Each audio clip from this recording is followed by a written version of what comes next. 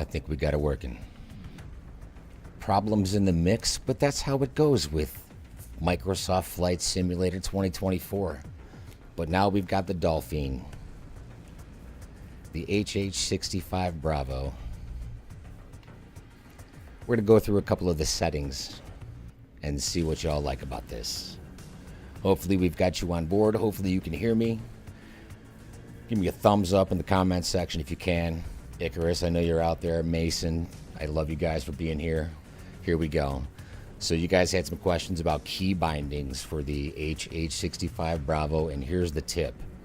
When you're doing this, you want to first of all make sure that you're choosing the proper controller. I'm going to go ahead and look at my throttle real quick. You can see that I'm using the Thrustmaster. When I have this set, it takes a while for it to load, but if I go directly to search by input and I say I want to try to find my landing gear, you'll see that it has this little bit of a glitch to it. It showed it for a second and then it disappeared.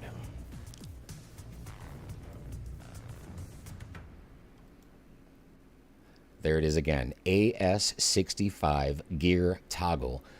There's some glitchiness to this, and I don't think it's Microsoft's fault. I actually believe that this is Asobo, and they just don't know how to make a GUI yet. But if you want to start your key binding with this Dolphin, what you need to do is make sure that if you're searching for your specific control, whether it's autopilot, AFCS, landing gear, searchlight, beep trim, all of that stuff, what you're going to want to do is search for this AS65. So if you come into this and go AS65, these are all of the trims and presets specific to the Dolphin airframe. You'll notice it's trim, alternator, right? But every single one of these is specific to the Dolphin. It has to have the nomenclature Alpha Sierra 65 if it's attached to any one of your bindings. And of course, when you do this, if you have something that you've bound already, like this one where I have my gear toggle, if you go into this, right, it's in my number 2. You can go over to the settings and make sure that there aren't any conflicts of interest going on with that and another input. So down on the bottom where it says in larger letters the Alpha Sierra 65 gear toggle, it'll say that there's something else conflicting. You want to swap that out and make sure that there is only one input in that given channel. But it has to have the nomenclature of Alpha Sierra 65 before you do any of your key binding, right? And there's a pretty good list of them. You're even going to get into your hoist up. There's several options. There's hoist down press or release, and also for hoist up. I haven't found out which one works better, but right now I am using release, and you can see that there's also between the two of these, just like I was talking about, a conflict of interest. So what I can do is now go into this settings and I'll show you the example.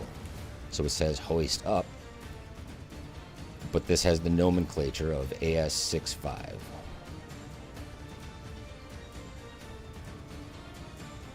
We're going to swap and delete. And we'll go back. Now there's no more conflict, and we're going to go save and back. Now for today's mission, we are also going to dive into the new HH65 as well as this bad boy. This is Emergency Dispatcher Pro, and this is the Mission Dispatcher application that ships with it. There's a free trial available that I highly recommend you check out if you are on a PC, because this is thebomb.com. You can see that in the upper left-hand corner, we'll start right here at home. Right? It's the little house icon in the very upper left-hand corner of the screen. It shows you all about it. There's even a little bit of a user manual. There's a pro Discord, the debriefs folder, and your community folder. So there's different options to get through here. Then the second icon up here in the left-hand corner is going to be dispatch. This is the show where it happens. Below that, you're also going to see that there is a care icon. It looks like the Red Cross. If you click on this, it now says that there's no active patient care case or no active mission, but this is going to come into play if you so choose later on when you get into the settings to enable a mode within this app that literally lets you take care of the patient while you're in the middle of it. So if we go down to medical, enable advanced medical care, which enables the deeper patient simulator and advanced patient state tracking. If I'm going to leave it on for this demonstration because this is one, pardon the expression, this is one badass application right here. And I believe this can also be brought back to a multiplayer start of situation. Because right here we have a single player mode, which when on keeps the ED Pro support aircraft enabled or turn off when another player is handling support. So what I believe this can actually do is send our missions to another user and have them operate the care aspect of the mission.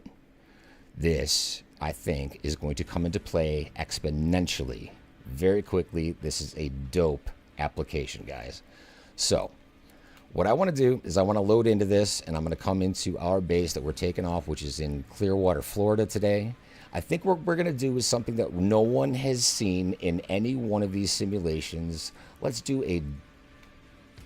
something crazy because there's options. You could make it random, highway accident, a land patrol, the ditched aircraft over water, an offshore medevac, a vessel search and recover overdue or vessel SAR distress, vessel introduction, environmental patrol, vessel seizure, and maritime patrol.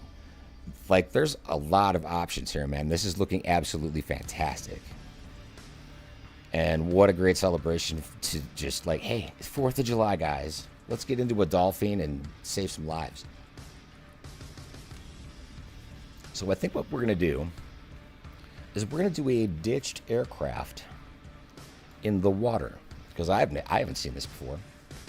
The equipment that we're going to use today in the drop-down menu at the top could be a C-130, the C-27J, the CN-35, the Miltech Mission Hub MH-60, other helicopters, fixed wing assets, or even other. There's so many different options, and we are going to have a ball diving into this. There's so many different options. Here comes the next point of contention. So in the duration drop-down, it says 1 hour, 2 hours, 3 hours, or any, and it's going to give you a wide variety of options. If you choose 1 hour, be aware that every once in a while it's going to give you a mission that's like 1 hour and 47 minutes, and you didn't expect it. It's not accurate. There's nothing in between. It doesn't have a hard stop yet. Things are going to be worked on. I'm sure this is very early in its launch, but be aware that 1 hour doesn't mean it might last an hour. It could last more. Then, of course, once you have the mission selected with all of your assets involved, you can go to dispatch. You can save the flight plan, save the Plan E Pro, and then load the Plan E Pro. So if I load this Plan E Pro and then share it on Discord, there's a possibility that you guys might be able to actually pick this up on your end.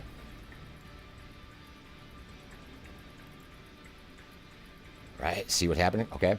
You might be able to actually generate the mission first. It tells you exactly what it's doing. Right? So we're going to get there. We've got some things to work through, but let's go ahead and just start with this initial dispatch. I like it. We're in Clearwater. A ditched aircraft in the water. Let's go. It immediately brings up, this is not your EFB. This is the application that is separate.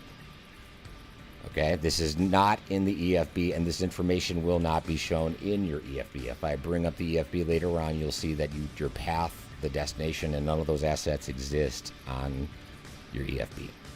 You're also going to need to download something that is called,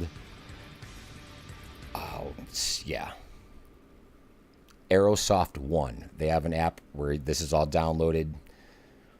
You're going to need that as well. But once you're here, the mission is in. So now what I can do is I'm going to minimize this.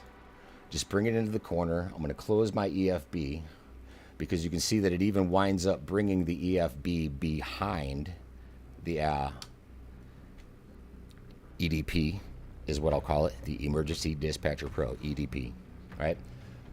So let's see. We're going to go ahead and close that.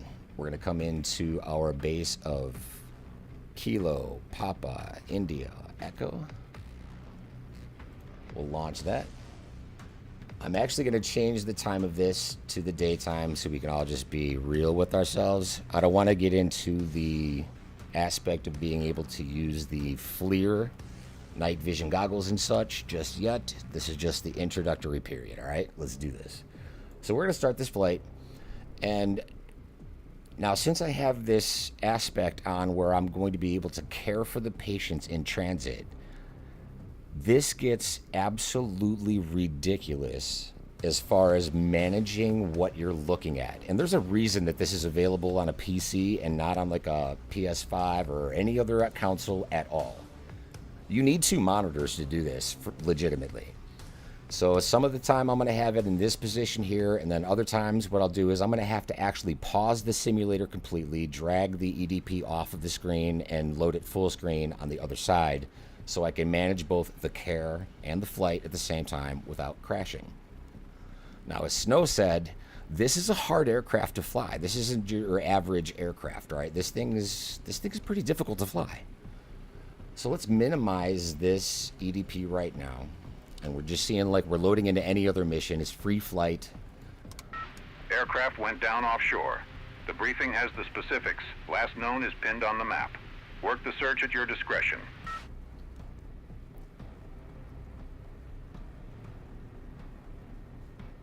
So that's it. Free flight. It doesn't launch you anywhere else. There is online traffic available. If you have something like your gamer tags on, if you look around, I can see the gamer tags are on. We've got, John Flies You over here. We've got Captain GP, right? Everybody is in the same scenario here. This is live traffic. Fantastic start. These guys really just out of the box so far, killing it. So let's bring up one more time our EDP. And I'm just going to kind of keep this here for now, but fly in cockpit. This gets hard, no lie. Okay, so all of this information here is the short distress call followed by a silence from a A318 over water. Use the last known position as your initial fix and look for the life rafts and smoke on the surface. Based on tasking and transport time, deliver any injured to Bayfront Health, St. Petersburg, Florida, a level 2 trauma center for definitive care. Reports indicate approximately 103 persons involved. We're talking about mass casualty, right? This has got potential, ladies and gentlemen. Let's go. You can see what's on screen. We got weather, on scene, base, hospital, nearby, all of it. You name it, it's there.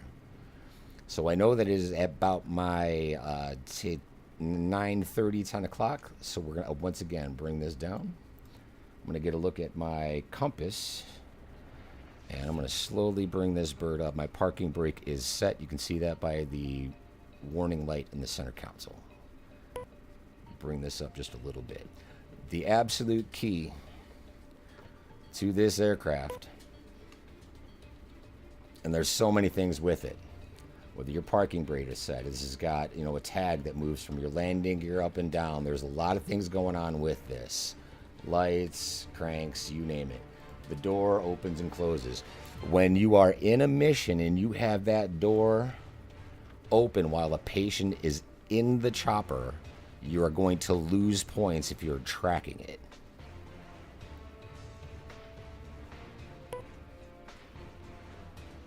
And for some reason, I don't have the amount of power that I need. This aircraft does not want to come off the ground.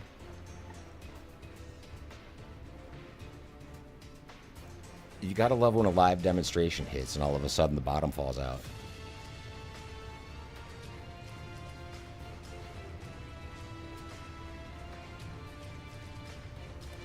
And one thing that I've noticed is I've taken a relatively significant performance hit with this app.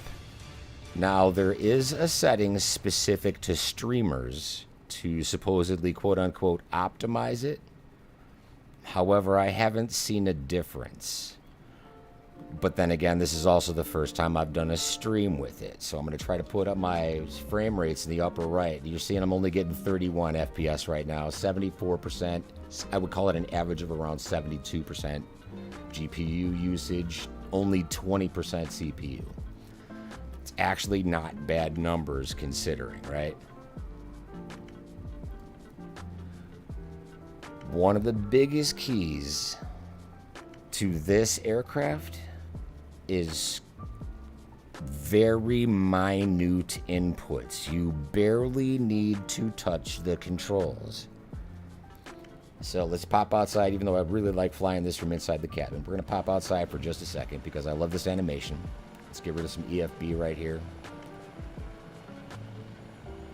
Landing gear up.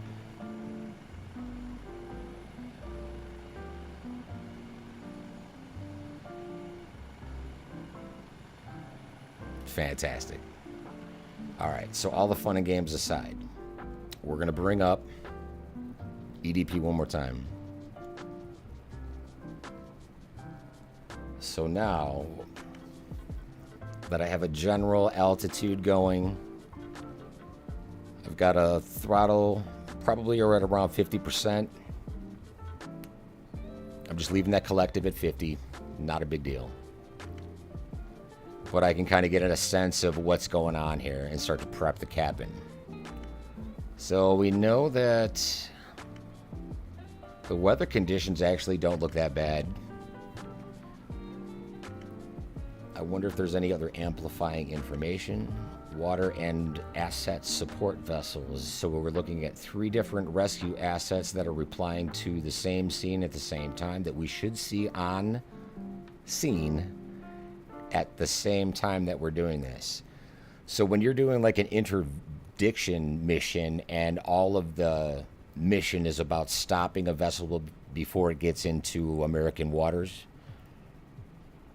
you're actually going to find assets appear out of nowhere and surround the vessel. Like they went out of their way to make this a absolutely dope application. Of course, the map works just like you would think it would. You can use the minus and plus keys to zoom in. You have an area of operation where you can draw in a target area. You can switch the map over to be topographical or not. You can put in your route and waypoints. I believe it said something like 30 different waypoints can be involved in some of these missions when you get into the longer threads, right? Like right now our mission is only set to be no less than an hour, but it has up to 3, right? That's a haul.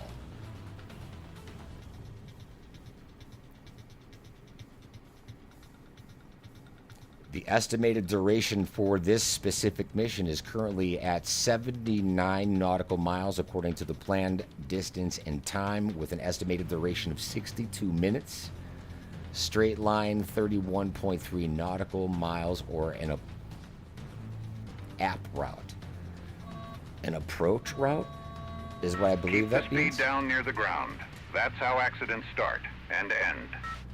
And this is one thing that I absolutely love about this add-on. When you start to get a little bit squirrely with your controls, or you're too low and fast over a neighborhood, this AI is going to tell it to you in a very abrupt and often fantastically funny kind of way. It's hilarious. When you push this and you really start to, like move your aircraft around, it gets to be hysterical what these guys say to you. Bravo to the team for the work that they put into the attitude of the AI voice that they've used for this app. It's absolutely fantastic.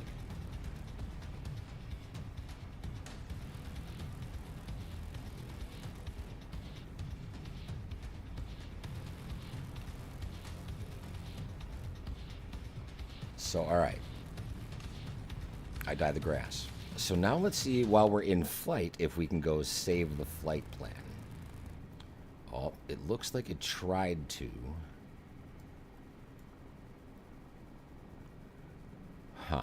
Okay. So save flight plan E Pro. Nothing.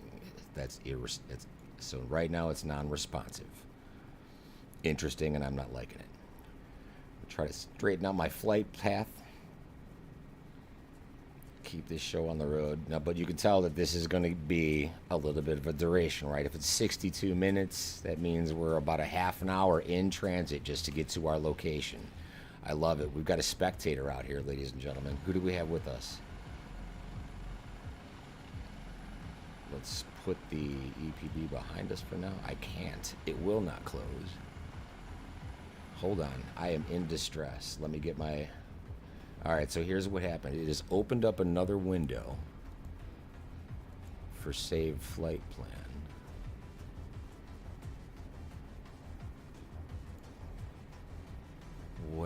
What is happening? I'm out of control, going 90 degrees towards the target, but I cannot bring the EDP off screen just yet. I think I have it. There we go. Alright, so EDP is gone. Come back outside of our aircraft, turn our nameplates on. I believe we got an Icarus with us.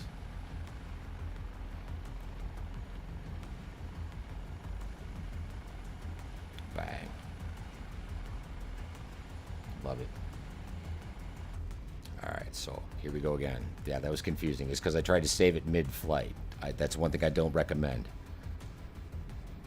So we'll bring it back up again, just to make sure that we're still on heading.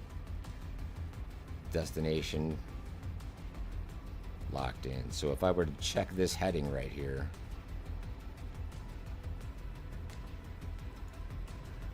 I've got a heading of about maybe 31, 310. Oh, coming in for the ocean. Low, fast, and brave is not a flight profile. Are you sure? Because I think it's pretty fun when you're low, fast, and brave. Shut your front door. I'm pilot. Correct me if I'm wrong. But I believe that the team is just one very talented and busy guy. Right?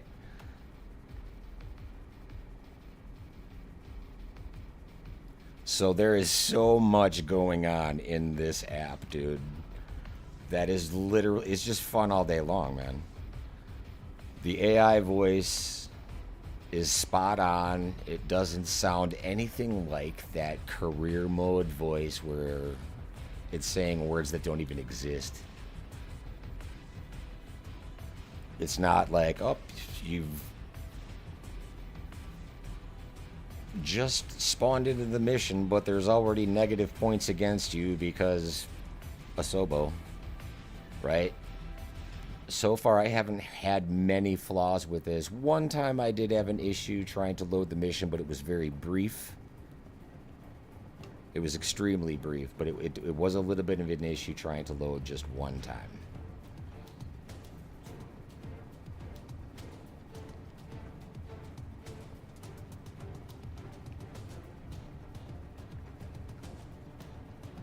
And the biggest thing with this aircraft, again, and I'm trying to like manage a stream, check out the chat and all that, so you'll see me wobble around. But the biggest thing with this Dolphin is just the most minute inputs in the aircraft are going to get you what you need. I haven't tried any of the autopilot stuff just yet. I am 100% hand flying these missions. Once we're a little bit closer to the target, I'll show you what it's like to kind of make sure that your hoist is enabled, because there is an active winch available on this aircraft. Boom, bada bang.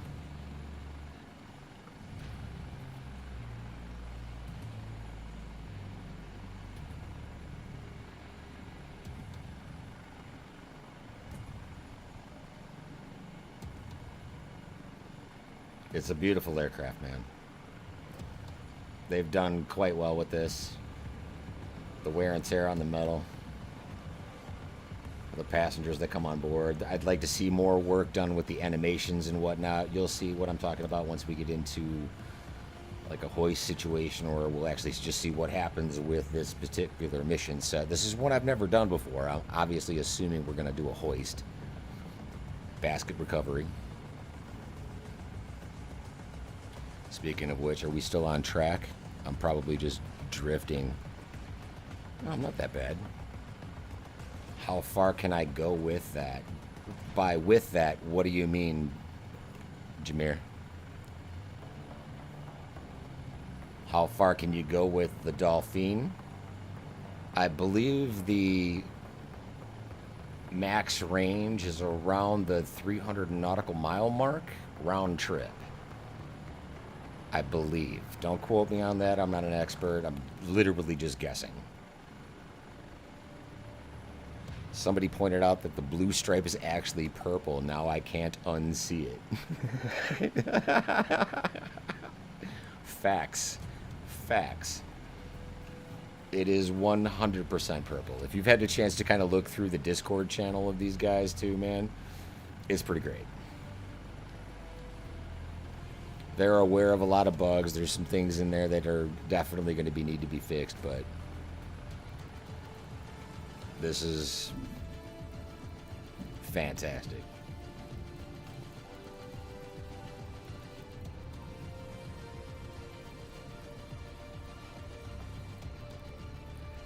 And I've been addicted to the MH60 since its launch. Obviously, you all know that, but I gotta tell you, the flight characteristics of the Dolphin are, they're okay. But if you try to excessively put like a little bit more than around maybe 11 degrees of a bank angle into this thing, it starts to pop and glitch a little bit. Even when you're on a low approach to a runway and you're coming in a little bit too fast and you need to give a little bit more of a flare, you'll find this thing kind of like pop all of a sudden. So I think it's going to take a little bit more tweaking with the sensitivities on the controls to get it where I want it, but there's an absolutely fantastic base when it comes to the reliability and characteristics of this aircraft. I haven't tried like the beep trim or anything like that. This is day one, but so far this is pretty awesome. I think they could do more work in the back as well. I mean, it's empty, right? It's not horrible, but if I'm about to deploy a basket, maybe put one in there. If you guys know better than I do, if you can actually put one back there, let me know how, because that'd be fun. Let's bring our EDP back up. Okay, so we're starting to get there. A little bit off course. You can see also within this flight path. Let me point this out. So you can see with this track that I've made, right, there are areas of green, purple, blue, yellow. This is flight performance tracking. This app is tracking how smoothly your flight is going. Are you jerking the controls? Are you going too fast? And you're being graded on it because it's part of like the setting that you can select that says grade me on my performance.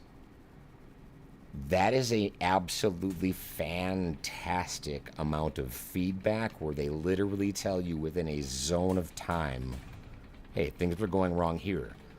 And after this mission is over, what it's going to do is allow me to give a quick recap of the entire mission in a video replay. And it'll show you what went wrong when, like a literal mission debrief. The amount of work that this team has put into this product is staggering, or just the genius use of AI and due diligence.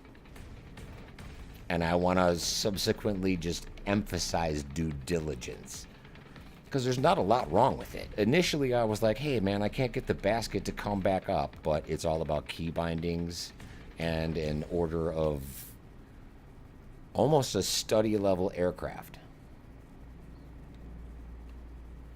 It's extremely accurate. So, somewhere around here in this area of operation, there is a downed aircraft. What I'm going to need to do, since I'm close, all right, I'm approximately at 1,000 feet, which is not a bad place to start a SAR for a plane in the water. I may want to bring it down once I obviously get closer, but we're going to try to keep it at around $1,000 for now. And we'll bring up our app again, and we're just coming into it. Now, I'm going to approach this the same way that I would inside of career mode. Again, I wish this was available just in our EFB here, which it sort of is. Rate of descent is too high this low. Arrest it now. Arrest it now. So you can see in my EFB... Sector, Coast Guard rescue aircraft. We have arrived on scene and are commencing search pattern at this time. Weather is as follows. Visibility is good. Wind is light. Sea state is moderate. Fuel is stable at this time. And we do not anticipate bingo status for this operation. Excellent update. Great information. On the EFB, as I'm this close to the target, I want to point out a couple of different things. You can see just that cluster of airplane icons directly in front of my chopper. And then outside of the window, we can finally close this for now. I can see a bit of smoke on the horizon. I think the smoke is pretty excessive at this point, but either way, it's going to get me there. And there is an option that I believe turns it off, and it makes these missions exponentially more difficult.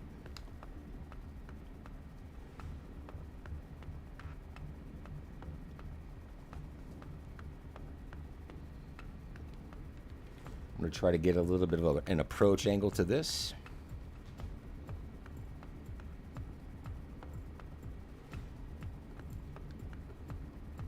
Let's go ahead and turn that EFB off, and let's just get a clean look outside the window here.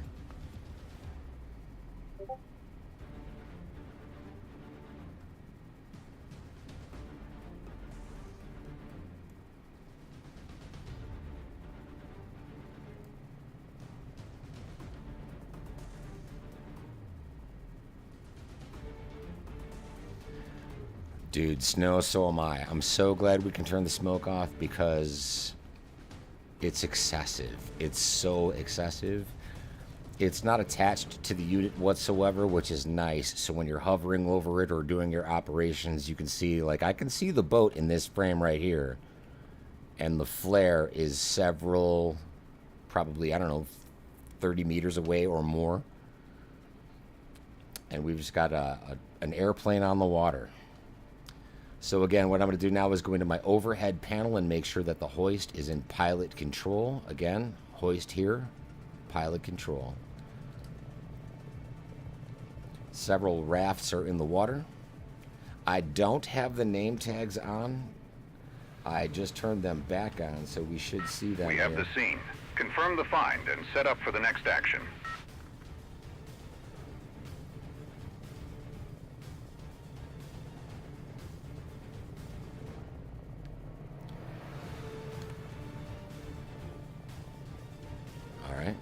So here we go. We're approaching the area. We're in here. Everything else in this looks pretty good so far. I'm going to come back to this later, but I want this to be ready to go by the time I have patients on board. That is important. So let's start to make our approach to this. And I'm going to come outside just for the sake of the view. Now, what I also want to notice, okay, is that my door is still not open, okay? If I come back into this, you're going to also see where in the bottom sort of center, it says actions, target found. It just disappeared, right?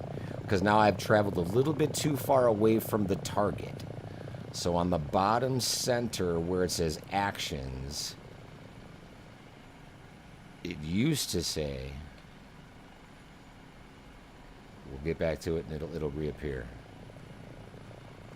Alright, so this is an important thing. Now I wish there was a key binding, or if there is, your old boy hasn't found it yet. I would like to be able to trigger these things.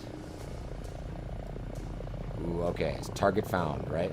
Hold on. So I want to pause the sim. Pause.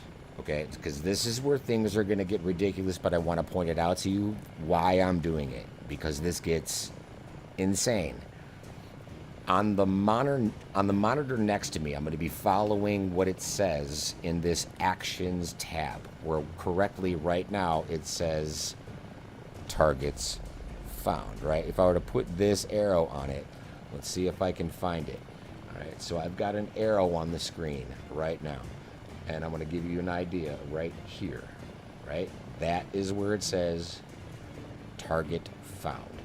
I'm going to be tracking this on a second monitor, and it's going to change based off of my proximity to the target and the amount of things that I've completed for the mission. Okay? So now I'm going to drag this off this screen, load it onto the second screen, maybe. Make it full screen, and here we go. This gets wild. Okay, so now I have to remember where my flight controls were. Here we are. Remember, the door is still closed at this point. This is absolutely essential.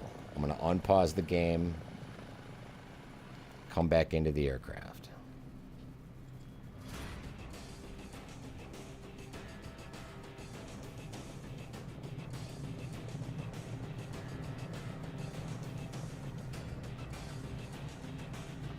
It still says only targets found in the actions because I haven't gotten close enough. We're going to come outside for the reference of the graphics and what this is going to do once I actually start conducting the hoist. Small inputs are everything. So right now I can pretty much get to a hands-off configuration. My feet and hands are not on my controls. I can clap and let her go, right? She's just hovering in, and I'm going to kind of give it a nose-up attitude as she slides into position. You can see it drop. Here we go.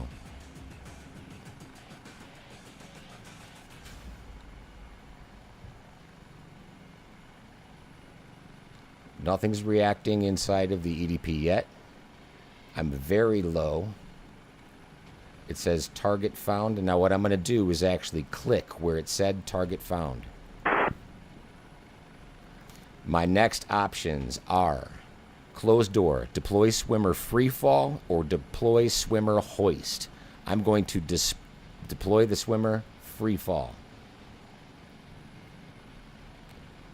Swimmer is technically in the water at this point.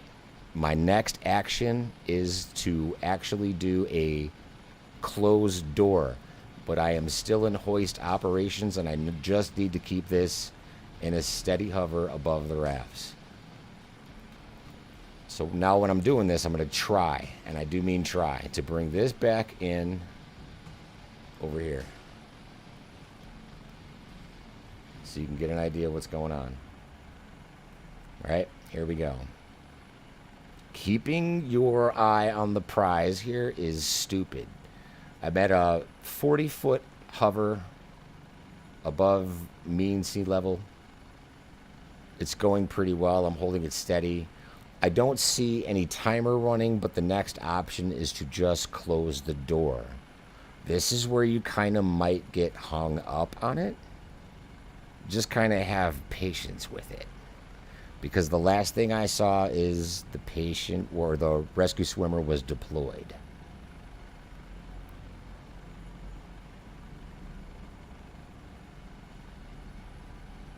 But look at the amount of attention to detail that they have put into this. They've got 6 rafts absolutely crammed full of people.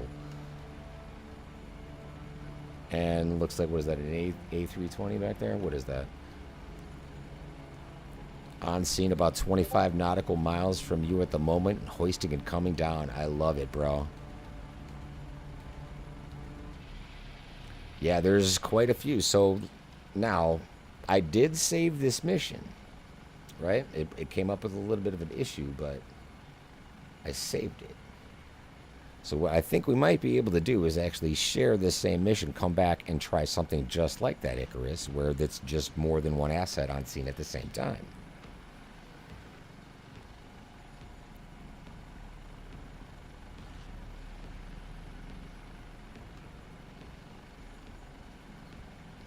Don't get me wrong, I absolutely love what Miltech Mission Hub did for the community. They have a great product. I love the multiplayer, scenarios that we can make with them. But we've got a new contender in the sandbox, gentlemen.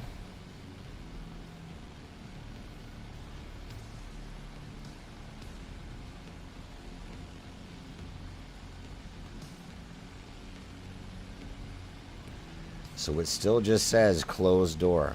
Closed door. Nothing else is required. I'm just trying to hold this steady hover in the middle of this. So let's see what happens if I close the door. So while my rescue swimmer is outside, I'm just going to hit close door. I'm going to bring this thing down to an even lower hover.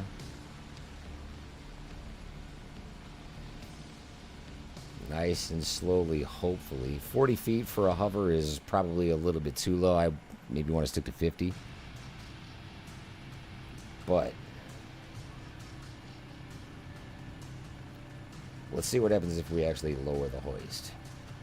So right now, if you can see it, the line is actually deployed. There's no basket on the end of it, but it's basically right in the middle of that raft.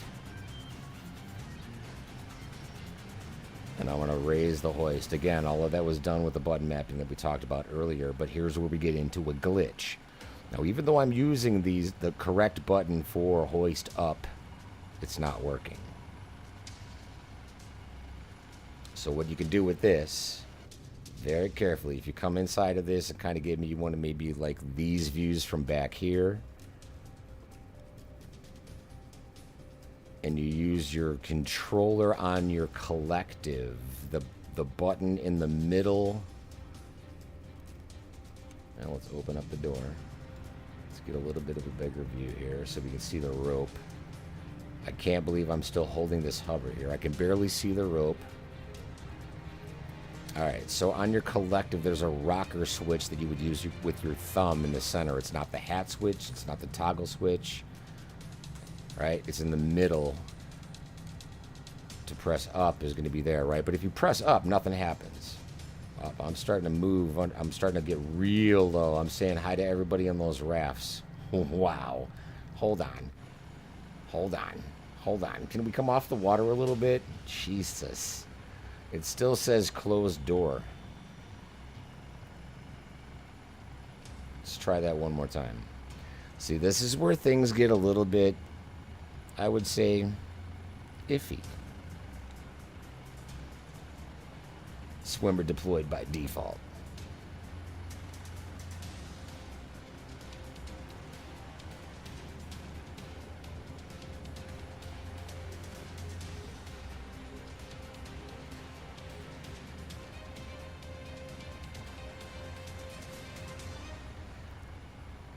So in the overhead panel, the hoist is set to pilot. Everything up front looks absolutely fantastic. It's asking me to close the door. I've got nothing else. Oh, it's an A310. Okay. Right, there's really nothing else telling me what to do other than to close the door. That's what it wants me to do. So if I hover my mouse over it and click it, you'll see that the animation legitimately closes the door. But now if I try to raise the hoist, it's not coming up. But again, if I go back into this inside view and go raise hoist here,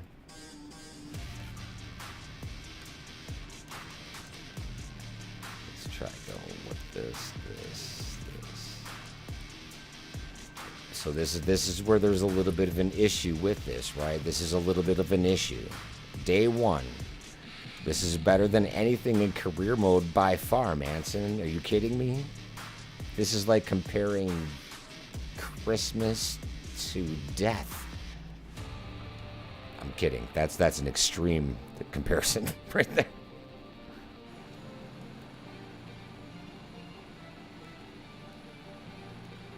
But the overall base platform for this sandbox is pretty awesome. So let's see if we can't bring this down again into a nice hover over one of these baskets. So is that a TAUG or ED Pro issue with the hoist? I believe that's a TAUG issue. Okay? And I want to point this out too, which is a great point there, Northland Air. Good to see you back, by the way. I have not tried this EDP yet with the MH60, which is a much more refined aircraft where we know the hoist works. However, every once in a blue moon, I am able to get the hoist in this aircraft to come back up just by manipulating some controls right here, right? So I'll come over to the hat switch on the collective and just kind of give it an up, down, left, right. Then the toggle switch on the left side of the collective, I'll move up. And then I'll take the center switch and press up for the hoist. And sometimes it'll work. But you can watch the hoist, like the rope outside. If you can get this at the right angle. You can see the rope right now is pretty still. I'm probably not even on target anymore. I might be drifting. This is really hard to do. I think I might be coming down just a little bit. I'm definitely to the left of everybody. The tablet has hoist controls, you think? I haven't even found a tablet yet, bro. Ground speed is building. Stop the slide. Like, when you're talking tablet, are you going like EFB? Like there's another app in here? Shut up.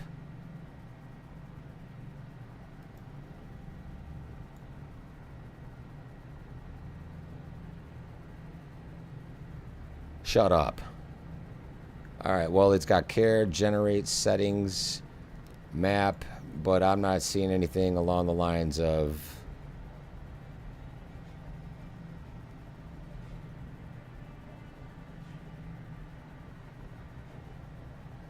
Okay, right. Radar. Closed door. Objective. It's pretty much like reassessing what's going on. Right.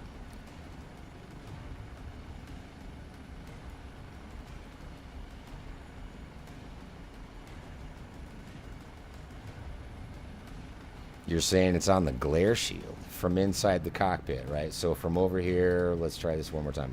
On the glare shield.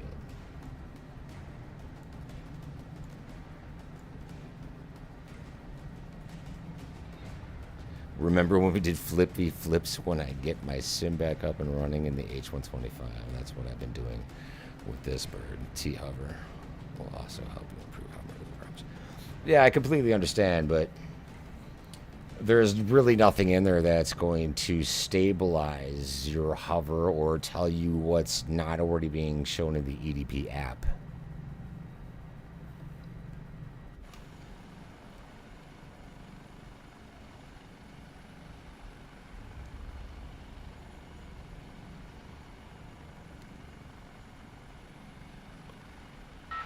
Freeze the drift.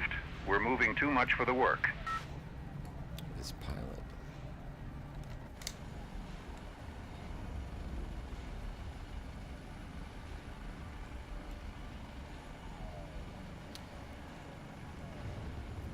Or does it want me to go all the way to the center of the circle to find a separate destination, right? So as many times as I've hovered over this... Kill the sideways movement. Give the crew a steady platform. I'm trying to do that right here, okay? So we're going to give them what they asked for, and I'm just going to keep the crew in a steady platform. Right over the center. And I'm just going to hold this for as long as I can. Or we bail.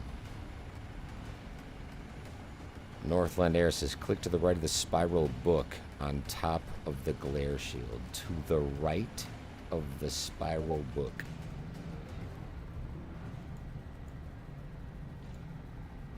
Ta-da. Okay. Doors, hoist, and cargo.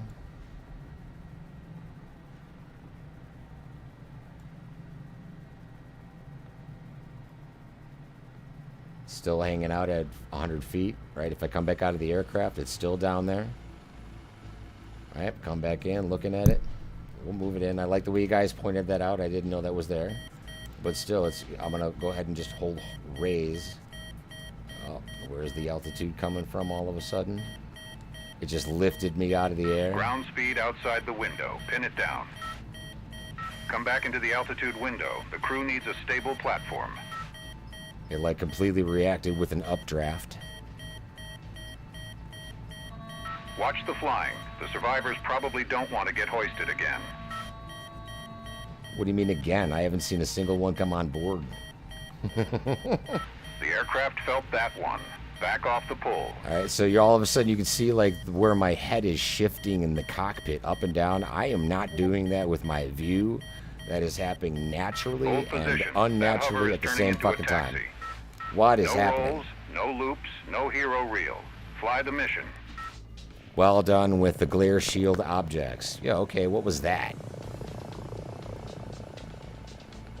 As soon as I introduced that into the mix, it was just hell's bells. What the fuck was that?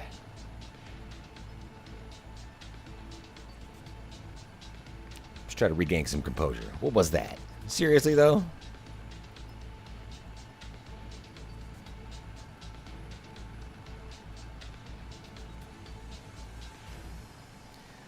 See, what's crazy though is I've actually done these missions prior, and I was able to use my shortcut or my key bindings. So I have a key binding for the hoist up. You guys saw it at the beginning of the video. I was able to get it to work just fine without having to go into that display or whatever tablet. The key bindings were working just fine.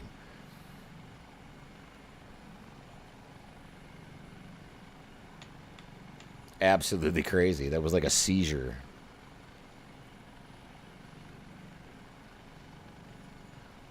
A tornado must have passed over. Yeah, it's just a little Katrina.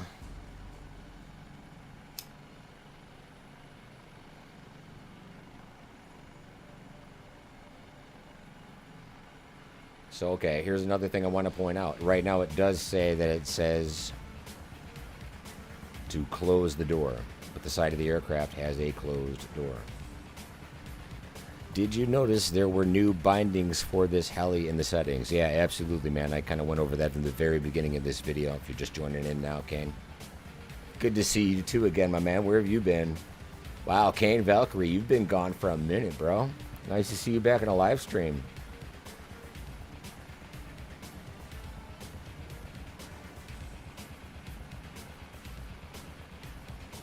So let's again just try to hover over one of these rafts, and I'm going to try to lay this basket that's invisible with a door that's open.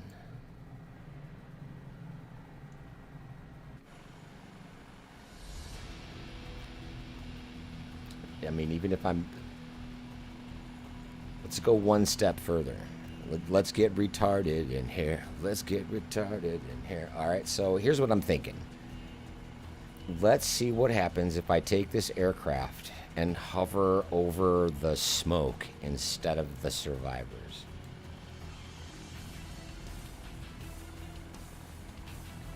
Because, you know, it might be 420. It's not the July 3rd, 2nd, 4th. No, the weekend's... No. It might be smoke 30.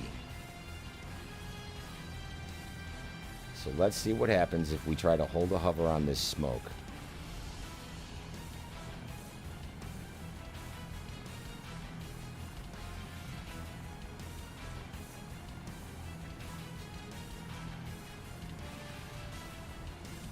Have you been able to finish your missions, Icarus? Are you having the same kind of issues I am, or what are you experiencing? Your hoist is complete. You're returning the patient to St. Pete's already. I see that. Okay. I had to go back in the chat a little bit there.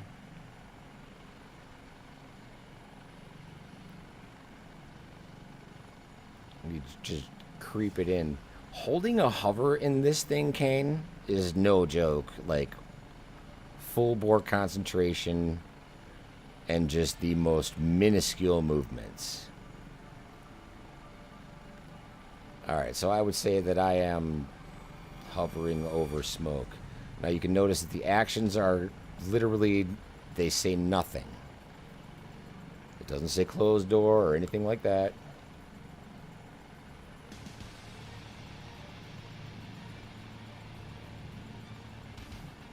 The dispatcher's not screaming at me.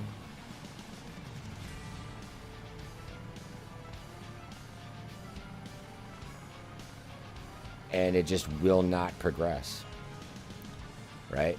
So I believe that this might actually be a glitch in the matrix that is the EDP, Emergency Dispatcher Pro programming, for this specific mission. Now, mind you, I've done other missions before that have worked successfully, but this is, again, the first time I've tried the airplane ditched in the water. Awesome, Kane. I look forward to seeing you tomorrow, man. Hopefully we'll be out there together. Thanks for joining in, bro. Good to see you.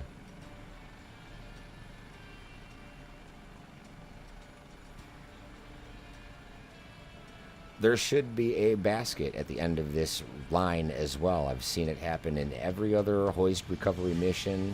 I'm almost in a ground effect. Wow, okay.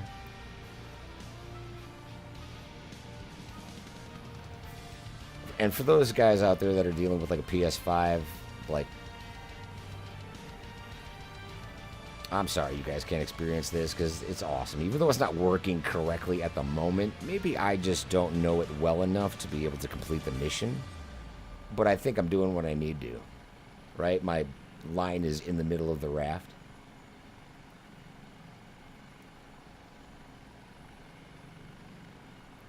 Of course, now it's drifting. Look that I said it.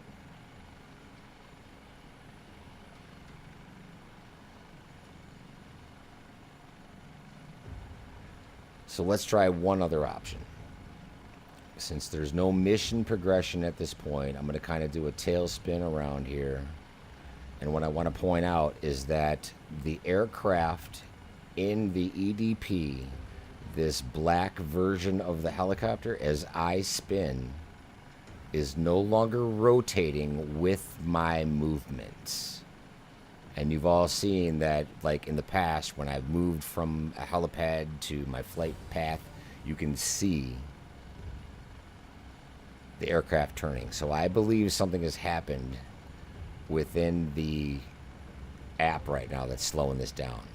Mrs. TPHI, a quick hello and leaving a like. I'll watch this hopefully sometime tomorrow. Heading back to bed now. Good night. Thanks for stopping in, Mrs. TPHI. I absolutely appreciate you being here. Sorry we caught you on the flip side of the bed. Perhaps we'll do it again sometime soon.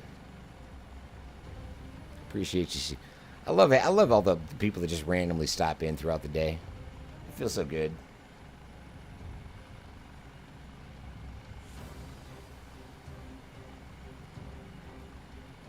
So I think that I've thoroughly exhausted the attempt to rescue the survivors from this specific area.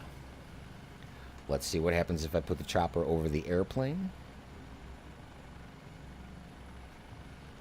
But again, this is not responding.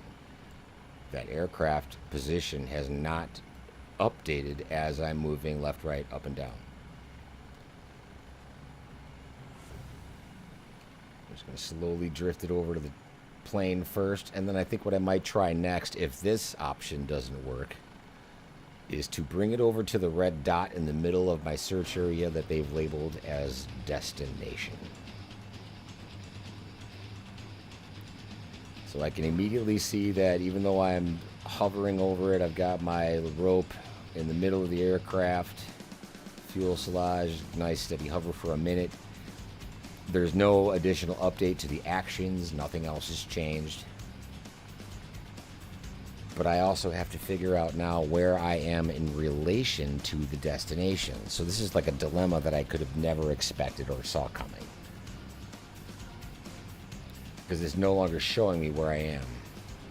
Not on the radar in the EFB. But what if I came back into just our regular flight planner? Now you can see where the mission actually is. Right? So, okay, it's talking about the rafts. It really wants you to point out the rafts. Well, each individual object has been given its own airplane icon in the EFB. So I'd like to see a lot more clarification on exactly which raft to hover over, or if once you deploy your swimmer, you absolutely need to stay in that position. Yeah, I found the tablet, bro.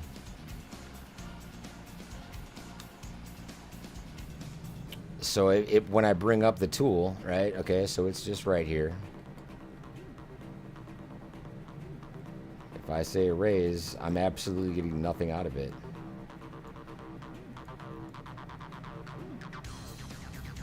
Just a whole bunch of bounce. If I hit stop, nothing. None of the buttons on this thing are active whatsoever. Even if I come over here, let's close out this for a second, or at least minimize it. So this is the only thing we see. All right. I can change between these. Pilot front right open, open. Great, that worked. So it's not like the iPad isn't working. Hoist, raising says 100%. But again, when you're outside of the aircraft, that rope is still down. All right? And the mission itself is not progressing. It just still says objective is to begin the rescue. There's definitely nobody on board. None of that's been done yet. Did you also do a aircraft ditched in the water recovery? It's unfortunate, man, because you know how much time I just spent coming out to a bunk mission when I was so excited about it?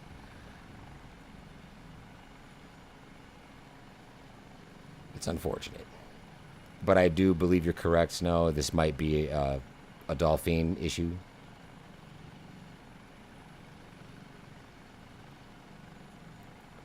So it's not progressing.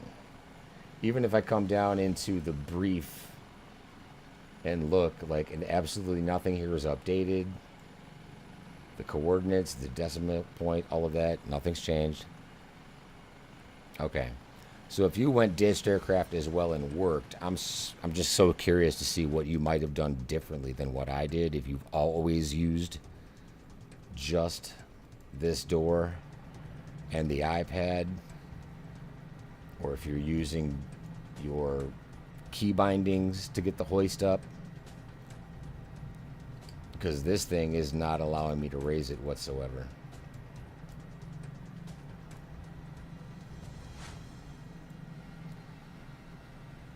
All doors open, landing light is on, the whole 9 yards. Like, what do you need from me? All closed.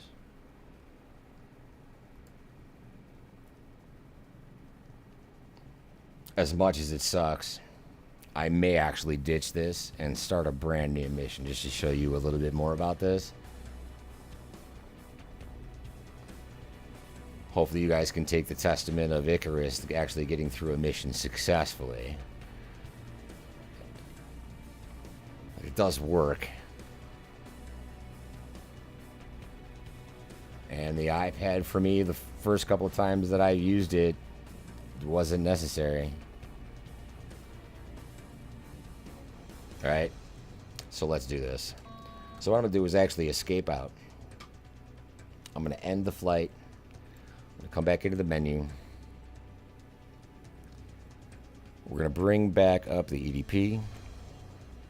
And we are going to literally just close it. Boop, like it never happened. Start from scratch, right? When in doubt. So we're going to go back to the same airport.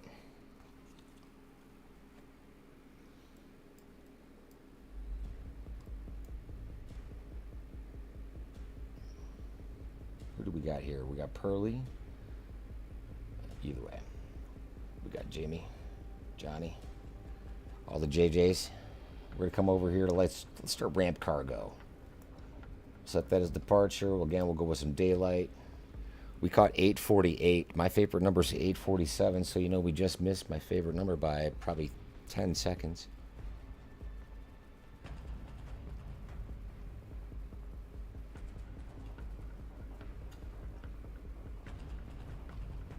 Highly unfortunate.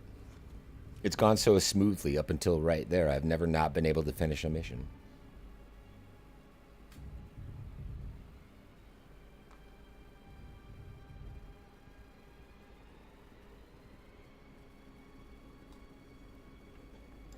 Cold and dark.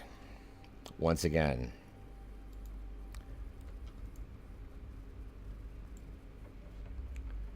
Loaded in. Of course, you get that GPU memory. BS every single time. Let's go ahead and get this bird ready for flight. Graphics again are taking a serious hit. Come inside the aircraft. Get to my main cockpit view, and I'm just going to cheat and give that the good old-fashioned Control-E for the startup and let it do its own thing. While I bring up a new session so you guys can see what it looks like when you actually load this in. This data right here is actually pretty funny too. So this is the loading screen. Gaslighting the progress bar. You are moving. Performing a controlled surface exorcism. Please hold. Deleting code until it works. Deploying duct tape tactically. Duct tape should have been called abduction tape. I'm going to give that little credit out to a comedy show I saw a couple days ago. This is hilarious. These guys have a great sense of humor. So they're teaching the map to fear the ocean. You just can't get enough of this. It's great. I'd like to give major props to the team for the amount of time and effort that they put into all of this to give it a little bit of humor. Right? Keep the light side of it on the forefront. They did a great job with this, even though that mission was a complete mess. Either way, we're getting there. We'll go back to KPIE. We're going to go, not random. Let's see what we do next. So one that I've done before successfully is a vessel interdiction. So let's stick with what I know, and we'll go with that. We'll stay with the same aircraft. All the good stuff stays the same, and we'll dispatch. I'm also going to do a quick, DEA and CBP have us searching the waters for an identified trafficking situation. The hotspot area is marked on your map. Surface units have reported homemade submersibles moving through the area. Keep an eye out. These crews like to use decoys to waste our time. Homemade submersibles? Well, believe it or not, I need to make a homemade submersible of my own, otherwise known as a bio brick. So I'm just going to take a second, if you don't mind. We've been on air for a little bit while right now. I'm going to go take a quick bio break and be right back. Thanks for sticking along.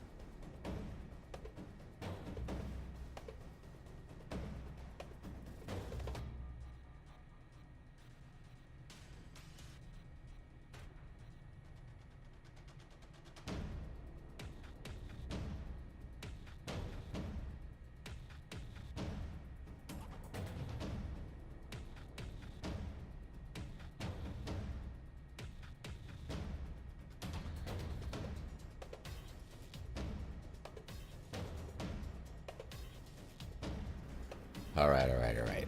I appreciate you hanging in there with me. Here we go. Hopefully you've had time to kind of take a look at what you're seeing on screen here and the amount of detail that they have put into this. Again, we're looking at another pretty good sized mission here. It's a 59-minute duration, 33.3 nautical mile, straight line, right? We're talking about another long haul. Here we go. About a half an hour transit. Let's get her done. I'm going to try to leave this here. We'll see how this goes.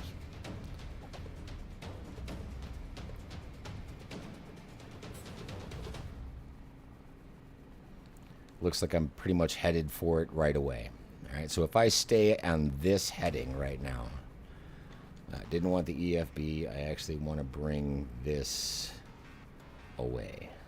I want to take note of my heading of approximately 23. I'm going to gain some altitude. I want to bring my gear up. I want to come back. I'm going to actually take the parking brake off. All lights are clear. We are at approximately 500 feet. Let's start to nose forward ever so slightly.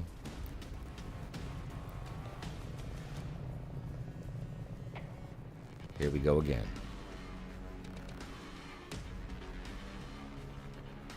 So as we do this, I'm also going to try, and I do mean try, to catch up on some of the chat discussions we've had here as we take an internet chunk.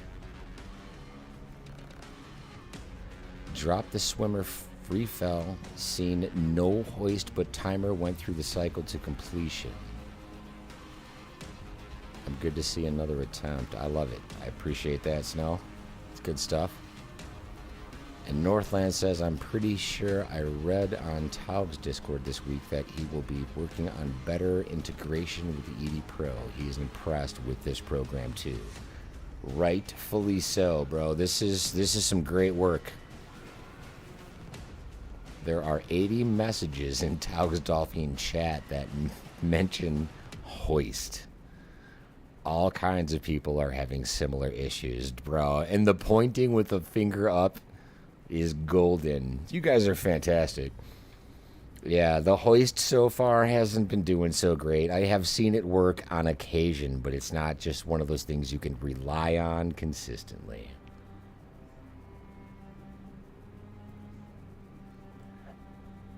And considering that we are so close to the 4th of July right now, right? We're at least where I'm at here in Chicago. We're at 9:15 in the evening, Thursday, July 2nd.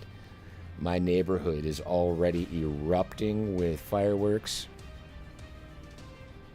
Happy 4th of July, everybody.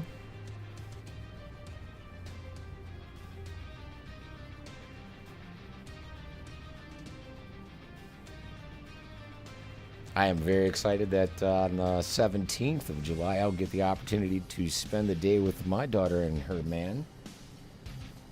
I'm going to watch a little bit of a Foreigner concert over here in the neighborhood.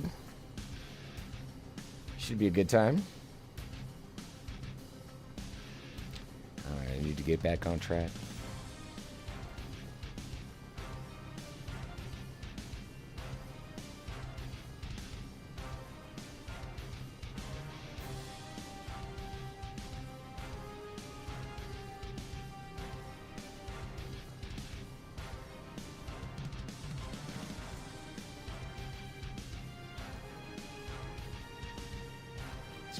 Our EDP one more time, make sure we're still floating in the right direction. Gonna try to catch the northerly side of this search area. We'll probably see the vessels before we get there. You can also zoom into this map with the mouse center wheel. But we've got a ways to go.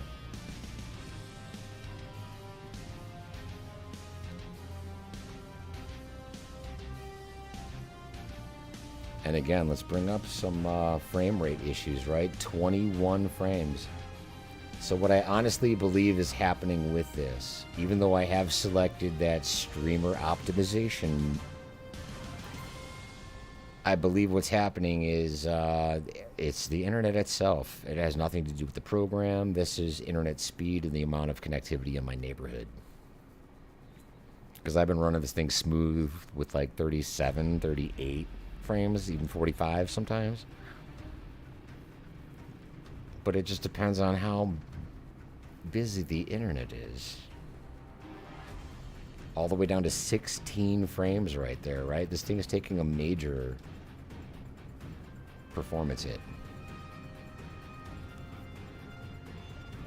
And if you think for a minute that you can control this Dolphin when you're using the sim rate increase and sim rate decrease, you are sadly mistaken.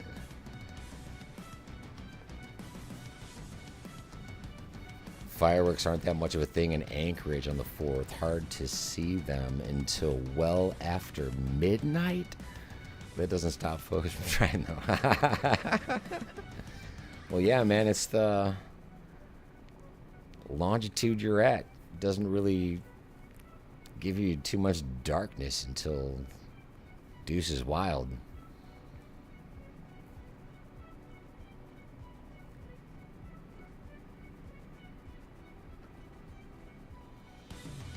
We've had some fun with fireworks over the years, bro. Way back in the day, there was this gigantic floating aircraft carrier that was a firework. You lit one main fuse, and then there were smaller projectiles that were launched from the deck or out of the missile tubes that came out of the sides of it. It was like a floating aircraft carrier slash firework display all in one. That thing was amazing.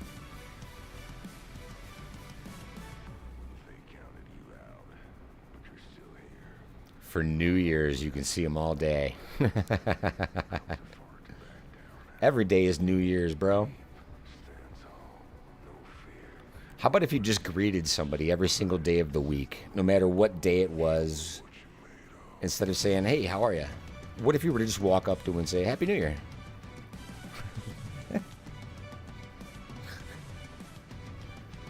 Am I alone with that one? It'd be funny.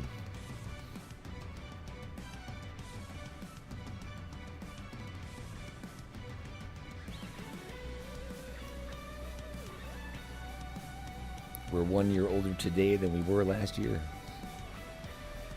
I've come up with quite a few little things like that, like when you're talking in general conversation with people and you just have that almost scripted answer, like, how you doing? I'm good, how are you? Right? It just comes out so scripted. So what I like to say instead is when somebody asks me, hey, how are you? Or hi, how you doing? I will always reply with nice and average. Not necessarily in that tone, but I just tell them one way or another, nice and average. How about you? It throws people for the biggest loop. They have no idea it's coming, and they also don't know what your average is.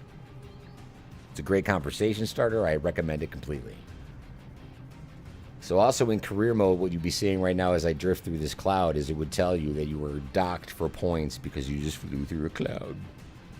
I'm definitely way too high. I'm already almost at the 2000 AGL for this.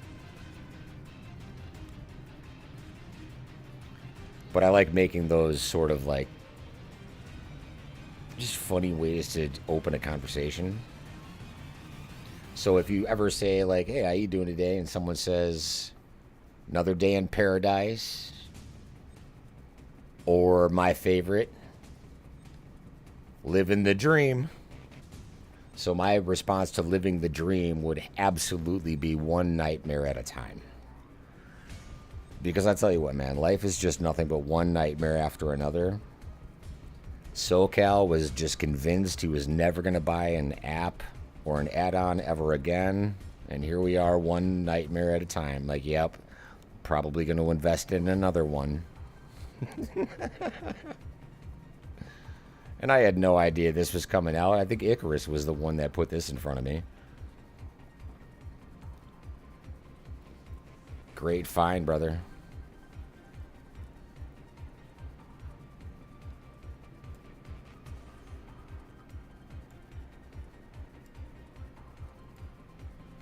I would just wish the frame rates would clean up.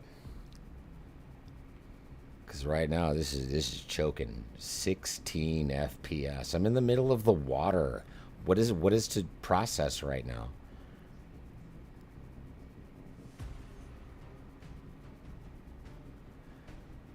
Yeah, I've done quite a bit in the career mode recently, Northland.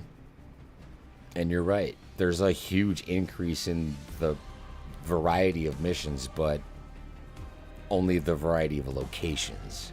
And a lot of them are just awful. They'll start you out on the runway. You immediately get tagged for not talking to ATC first. It's a crapshoot.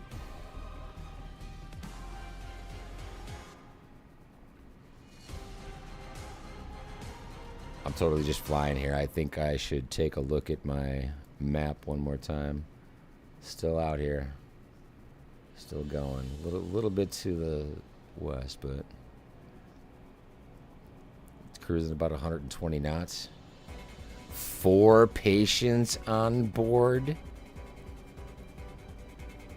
4 patients, Icarus? That is a crazy... So, okay. That's the point where you need, and I do mean need, to have somebody else running your medic position. And I want to try that. We need to find a way to share these missions between you and I. So I'm the pilot, and you're the medic, or vice versa, right? I'll be a medic. I have no problem, bro. Right? But I want to see how it works, because I think what's going to happen is one of us is loading it as a pilot when you load into the mission first, and then the second person to load in is the medic, or do they have an actual menu system that gives you the option to choose? I want to dive more into that setting. Josh Andraki, welcome aboard. Good to see you. Thanks for coming in. So far, EDP is pretty fantastic, I got to tell you. There's a little bit of glitch here and there, like the first mission I flew in this video didn't work out. I hung over the rafts with a rope deployed, the whole 9 yards, and we never saw the basket or the rescue swimmer get into the water.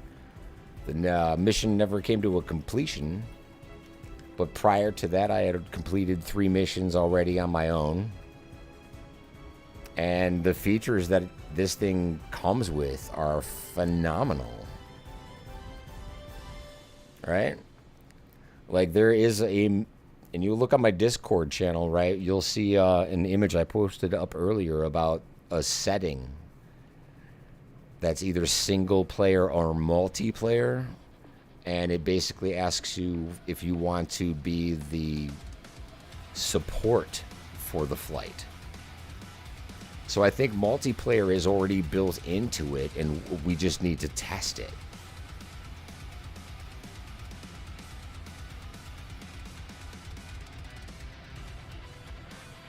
The option's already there.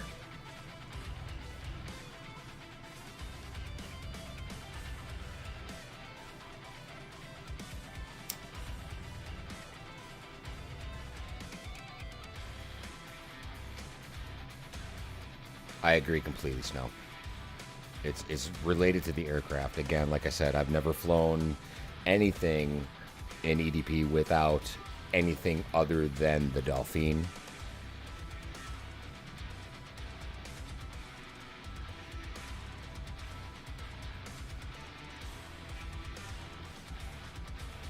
I highly recommend testing it, Josh. And I can't wait. And trust me, I will be streaming this a hell of a lot more in the upcoming days with different aircraft. Because in the promo video that we saw, they were flying just about everything. They had the Huey out there. They had the H145 that I don't even have installed anymore. But there's other aircraft that they were testing this with that have operational hoists, like the H225. And yeah, my testing has only started. Like the thumbnail says, bro, this is day 1.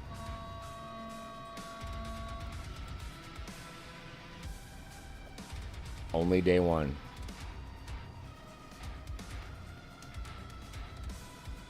Thanks for Josh. Dude, Josh, that's awesome, man, that you're part of a tester. And you were testing for the EDP, not the 65. Okay. I absolutely love it. The testing that you did is fantastic, but answer me this. What questions, or well, I should say, what questions? Brought to you by Coors Light. So what aircraft did you test when you were going through the phase? All right, so I see my vessel, and it looks like a full-on... There we go.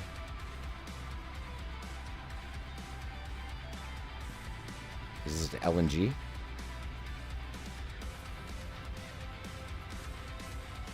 Yeah, but what aircraft did you test?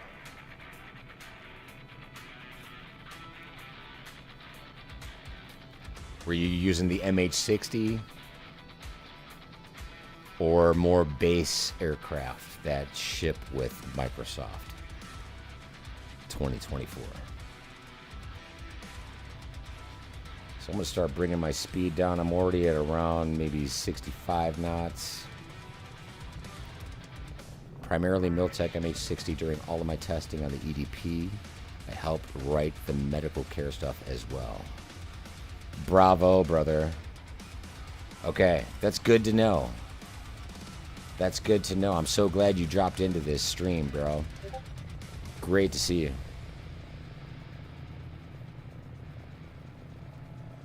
And that's one of the aircraft that I absolutely want to spend more time in because it's one of the most comfortable aircraft, I think, in the simulator as far as helicopters go right now. When you're doing search and rescue and hoist missions. Great to have you on board, brother. Good stuff.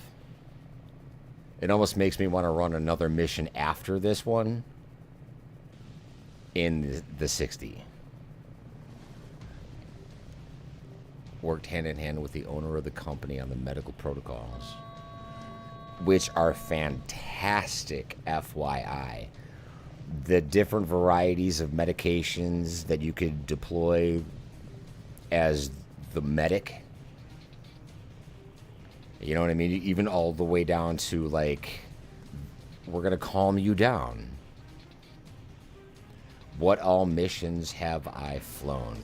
So I've done one of these introduction missions, but the first one was an LNG. I did a, what was it? The Mountain Rescue. That one was based out of...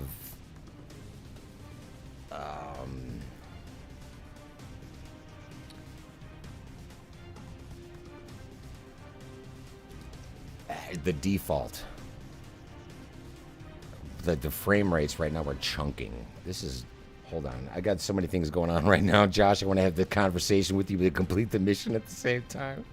It's great. All right, let's see if I can come out of the aircraft. Let's see if this helps some of this frame rate a little bit.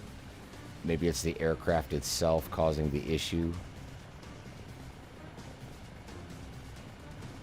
I have door speed, but we still, inside of our mission set, don't see anything related to like door speed where it wants you to open the door or anything like that just yet.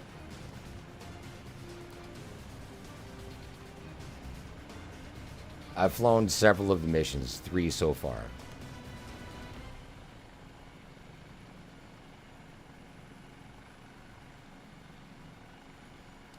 Now also in this, it used to show you a picture of the vessel you're trying to intervene with. Right? You can see that I'm not on course. I still have the vessel interdiction, so this is not the aircraft I'm looking for. But again, I want to make note that you can now see the black indicator of the aircraft moving. Prior, that thing had glitched, it stopped. Right, now we're back in. I love the fact that those other real-time traffic assets are involved. You really got to pay attention. Bro, I can tell that there is real Coast Guard-backed information going into this. Which is what we were promised from, like, Jorg. way back in the day. And their career mode fell so short. Like, pathetically short. So what you guys have accomplished with this is phenomenal. I don't know that this would even be possible on any other console, though. If you were to try to integrate this with the PS5, that would be seriously difficult.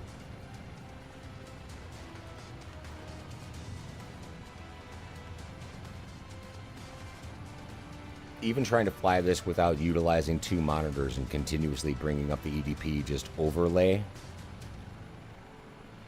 is cumbersome. Have you done any testing with multiplayer?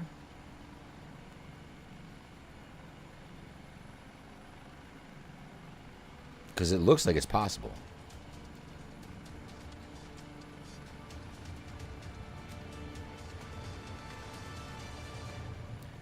So the distance to target still says 7 nautical miles.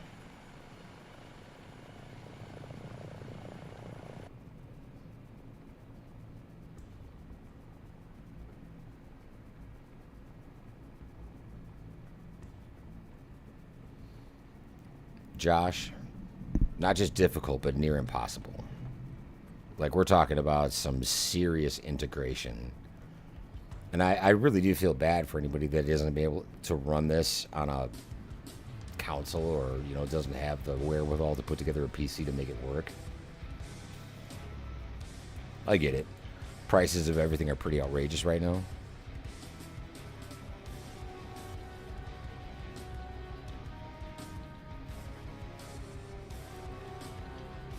CPU specs, man.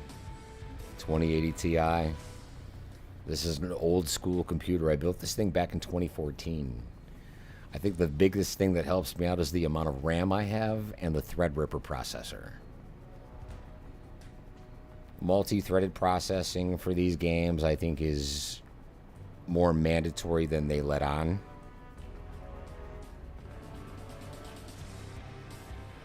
And, you know, 128 gigs of RAM, even though it's only DDR4. This thing's moving some information.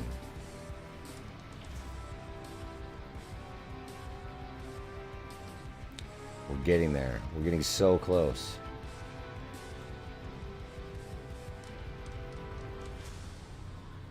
Let's see if we can't tuck this down here.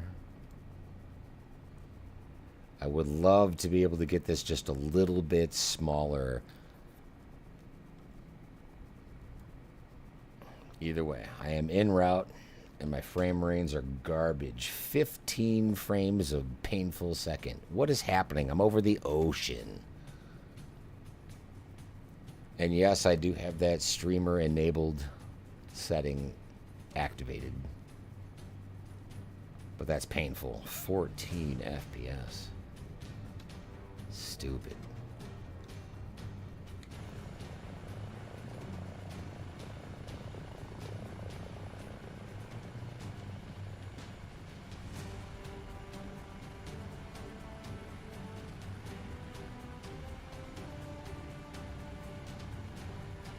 So for the multiplayer, you are more so flying both the same mission, but it doesn't close on both sides. It's kind of a copy-paste, so you both see the vessel, accident, etc. in the same spot.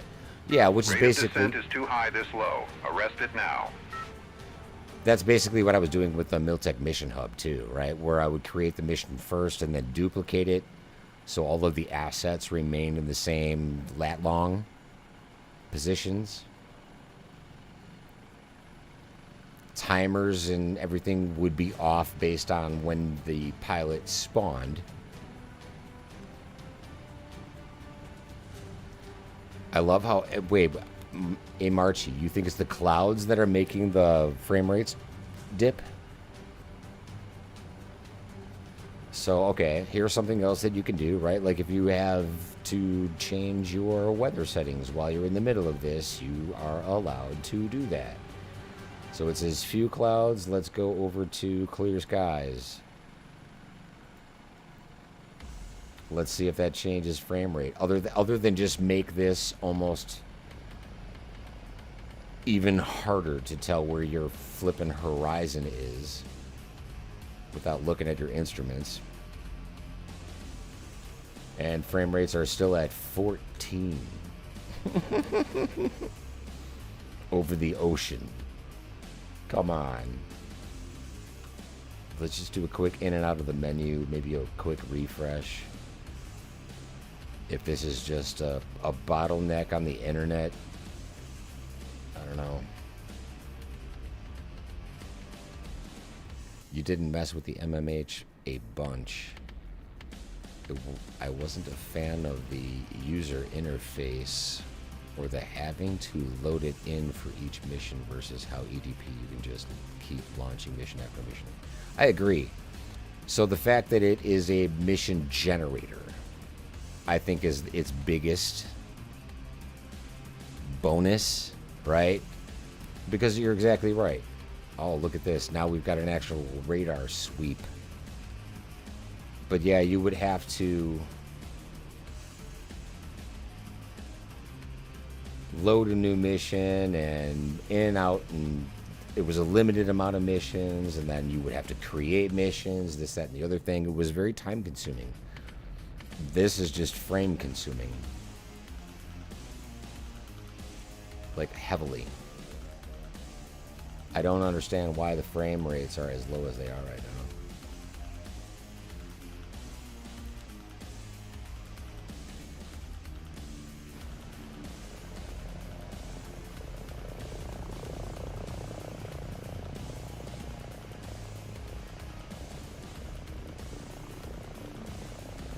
Do we have the vessel behind us?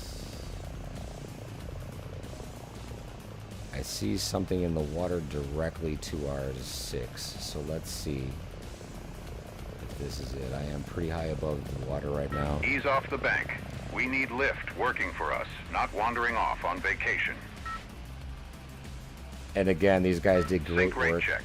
Give yourself room to recover.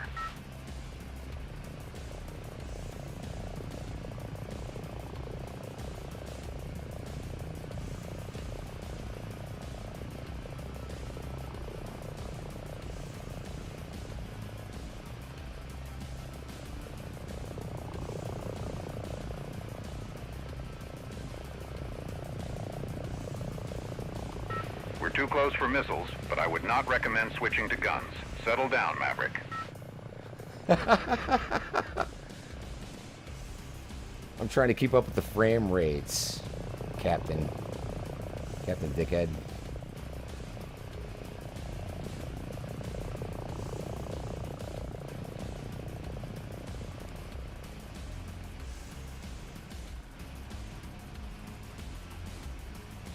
So this is a moving asset that I'm chasing. I found it. I've got a submersible.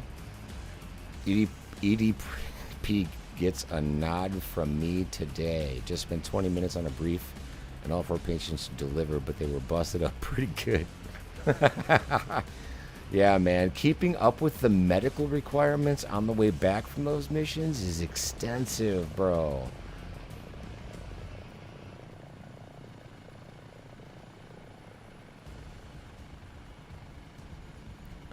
And Icarus, man, you've seen this. I don't know what it is when we get into these missions. My frame rates start to tank. And I honestly believe it is 100% due to internet connectivity. But I'm tracking my asset. And I'm trying to bring this over here at the same time while talking to all of you. And the action says report vessel. Sector, we have one suspicious vessel under observation. Details transmitted. Request confirmation.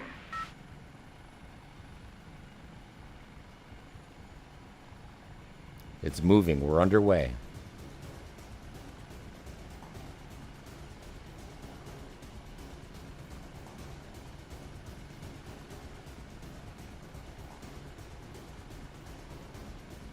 Still going with the 20 knot ground speed, nice and steady, about 90 feet off the deck. Sector rejects the match. Break off and keep scanning. Oh, crap. Really? Okay. So there's more than one of you?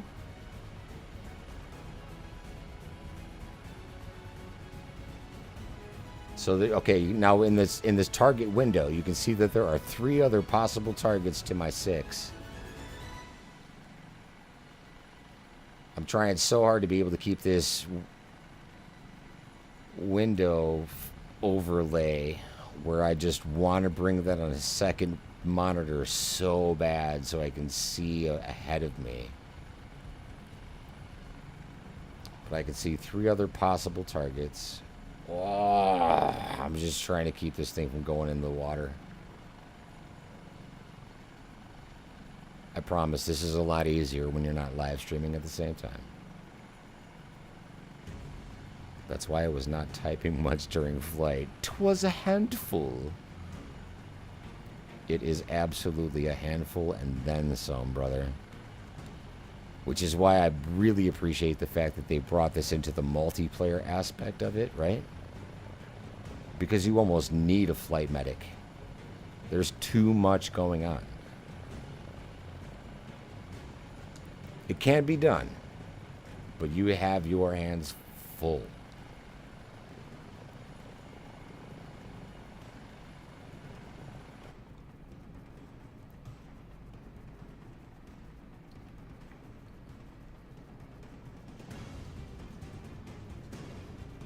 Just trying to keep the birds straight for a minute. I've got some distance to travel before we get to our bingo. Lots of fuel left, 840.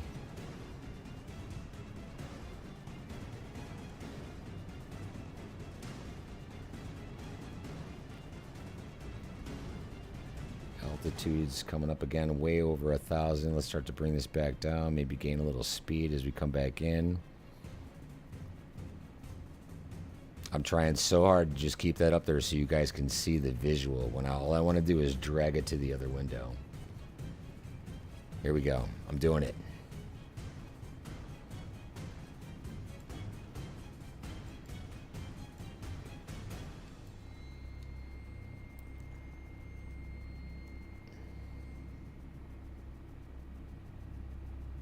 So I can see 2 targets in the water below me.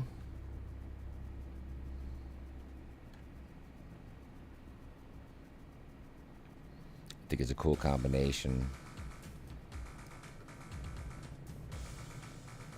Wait to see how this moves. All right, I see 3 targets in the water, at least 4. Now I see 4. Starting to bring down the speed. It is these 3 targets that are directly in front of me from right to left that are what's on my EFB. But after that, I can also see on the EDP, there's 2 more after it that will also need to be investigated.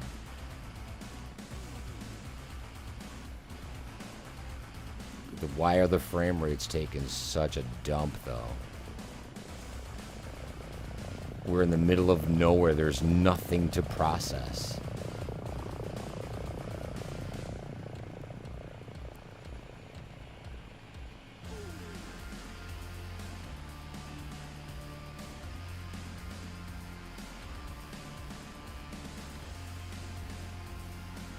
Let's bring it in.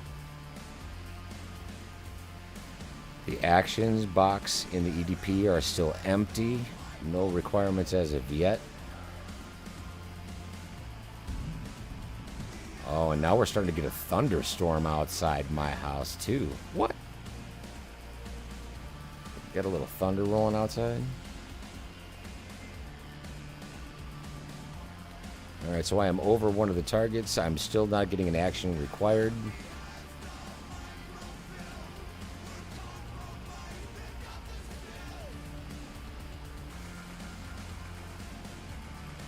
Let's go ahead and go over to the next target.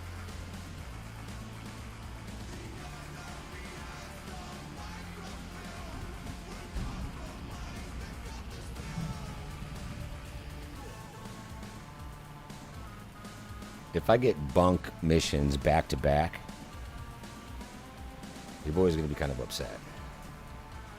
Because this worked. And I had much better frame rates. FYI.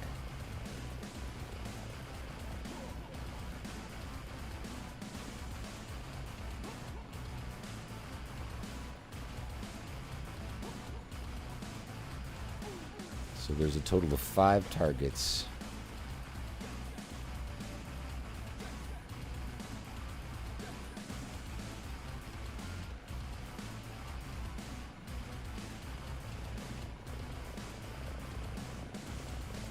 I also have not gone to the other side of this search area, so right now I'm on the back end of it, kind of towards the south.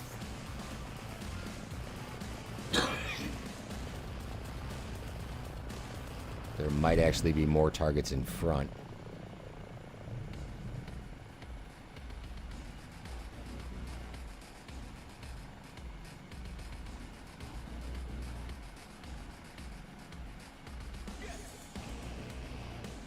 How I'm keeping up with the frame rate loss is honestly kind of staggering right now, because it's stupid. 14 flipping FPS? Stop yourself. That's unacceptable.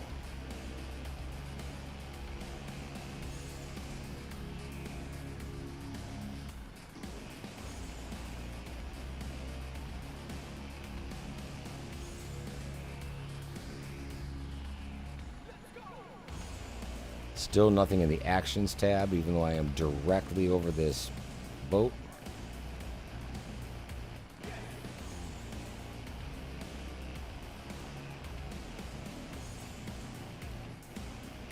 Nothing in the action tab.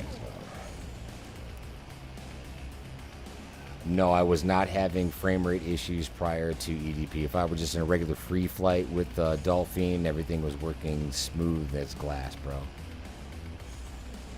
No issues at all. Let's go ahead and take a look at number 4 on the mark. Actually, this would be number 5.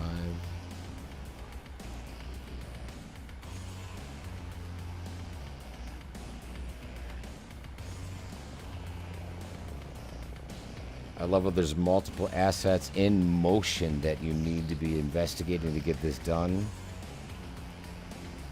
I just really do hope that it comes with a result.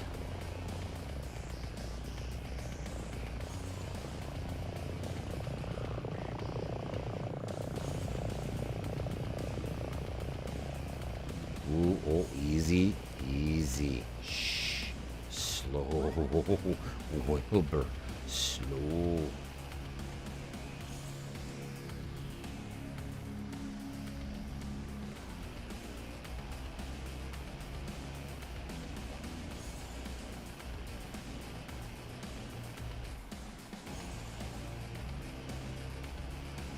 Again.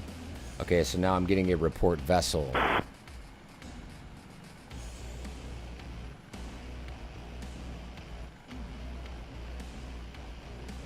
And again, this boat is underway. We are moving. I am in a left slip.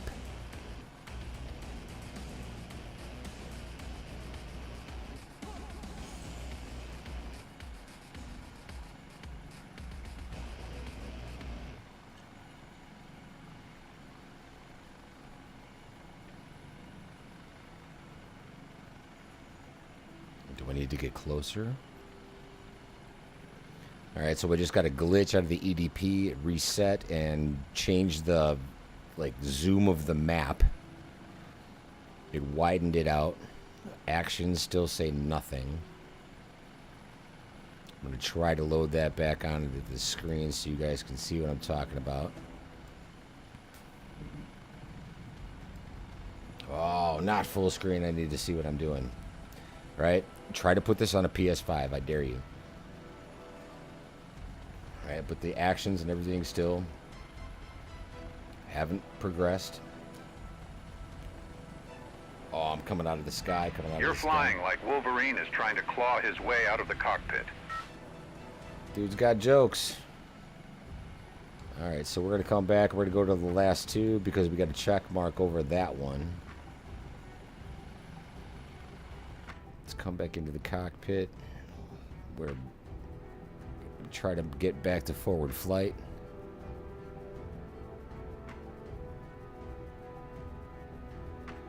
Yeah, absolutely, Josh. I will punch in a ticket. This is the first time I've experienced it, though. Like, everything else that I've done pre-live stream worked smoothly. I haven't had this issue until literally right now.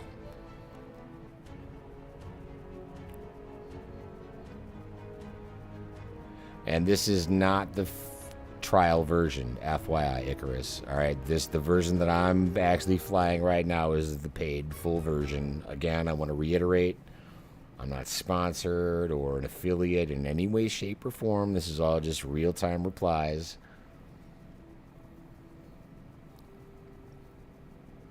Have jokes will travel. True story. Alright, so we're just going to continue flying this heading south until we come across 2 more boats. Let's try to get rid of this thing for now. I can see the boat here. Again, frame rate's tanking. I'm at 12. In the middle of nowhere.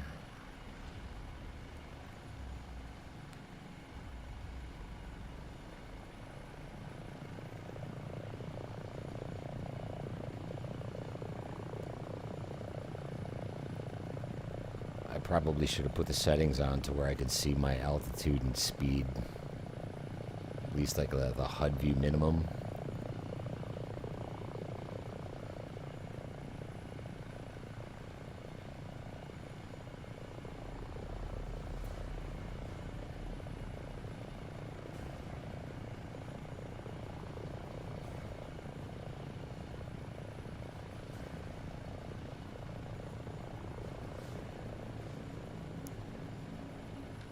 So I have 2 boats in sight directly ahead and 1 to the left.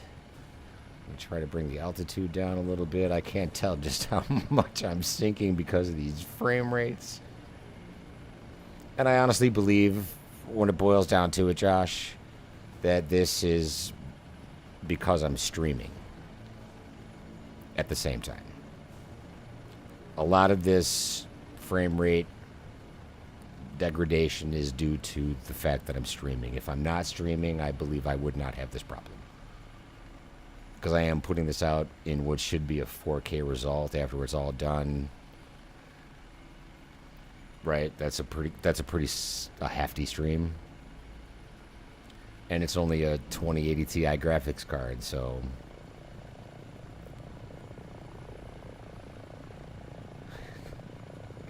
Icarus. Balls deep. Yeah, man, if you're gonna go all in. Alright, well, here we go, glitching again. Stop. I hope it doesn't start doing the nosedive and tank this thing into the water again, but here we go. This is underway in motion. And in motion. Still no action requested.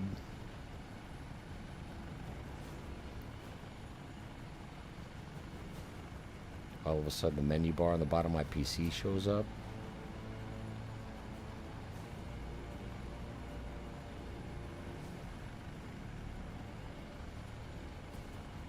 Yeah, bro, it's a 2014 computer. This has been needing an upgrade. Oh, I don't know if you heard that thunder, bro, but I think the lightning just struck within like a 1/16 of a mile from my house. Get some storms outside, which could also be degrading internet. I'm not on fiber yet. Right, so the storm that's happening outside is probably even playing a little bit of a role. So if I even check on this, we can view the vessel. That's it. All right, that's absolutely the same vessel. We've got it. We're coming out of the sky, but all right. Like, what do you need from me? Maritime contacts. Name is the Coriolis. LI 9 knots for the. But it will not give you the green check mark. So what we're gonna do is we're gonna slide over. Check the next one.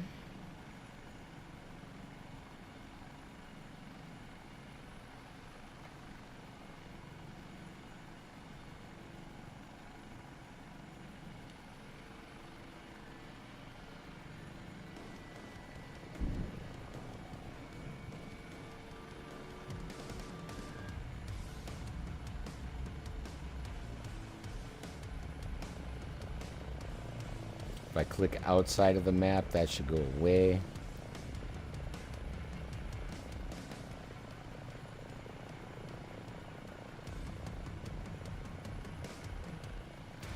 And now I also want to mention that I do have the streamer mode enabled, right? Where there's supposed to be optimization happening in the background to not cause this sort of degradation in frame rates. I have that active.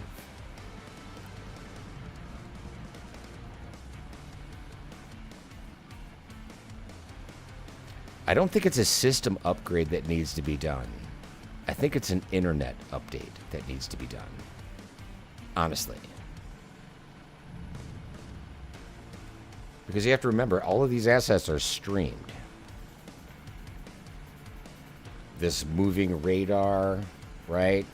That's all streamed.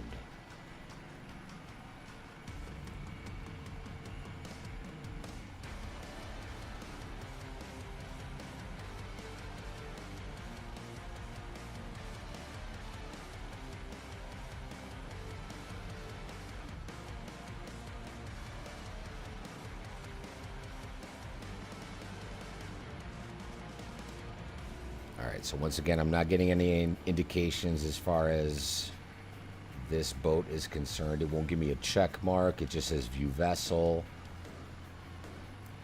So now I think I need to do is hightail it directly through this entire search zone and go past our initial search spot. And see if there's any more towards the north. Personally didn't test this mission during my testing. I mainly focused on the medical missions. Not sure why you aren't getting any menus to check the vessels. Me either, Josh. Me either. Good times nonetheless. So if I bring this down low, I should still be able to, but as soon as I click away from it, that bad boy goes away. And again, just garbage frame rates, the whole 9 yards.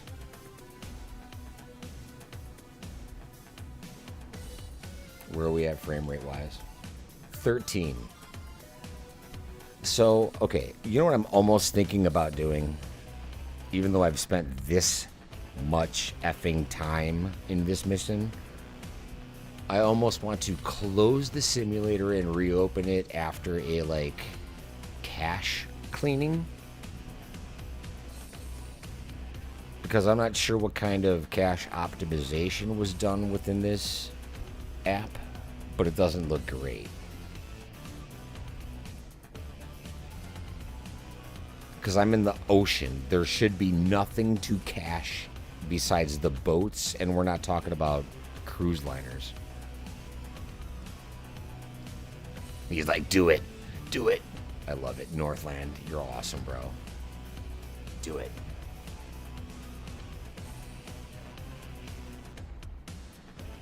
Just to see. Not that I don't want to show you guys the end of a mission. But to be like, hey.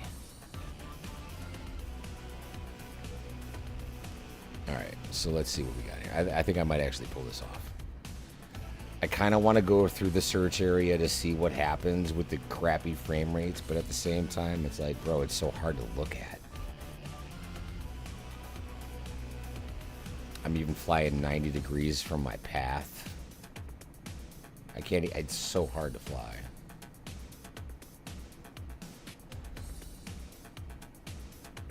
Okay, we're gonna pause. Redirect. Escape. Main menu. Main menu. We're gonna go all the way back.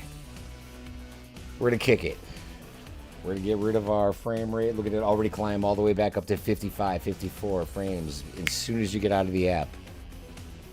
90% GPU, 13%. Yeah, like those are normal numbers, right? Here we go. So, quit to desktop. We're just gonna do this.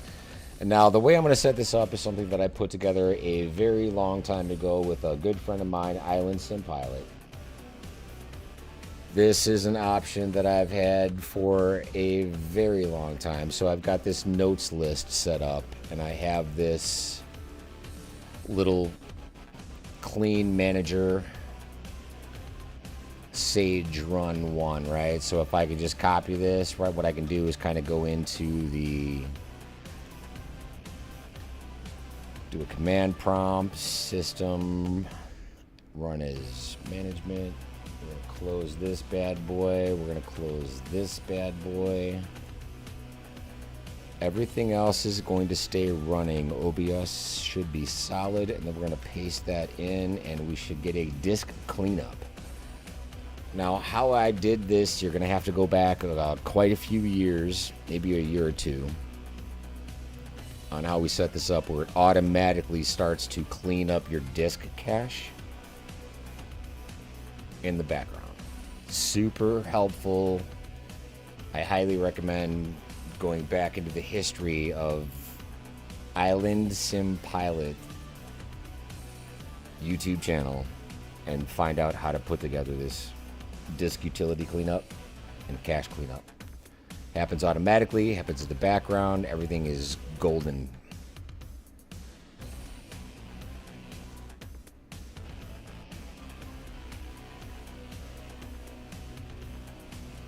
Still cleaning it up, right? So that's taking a very long time to clean up the J drive.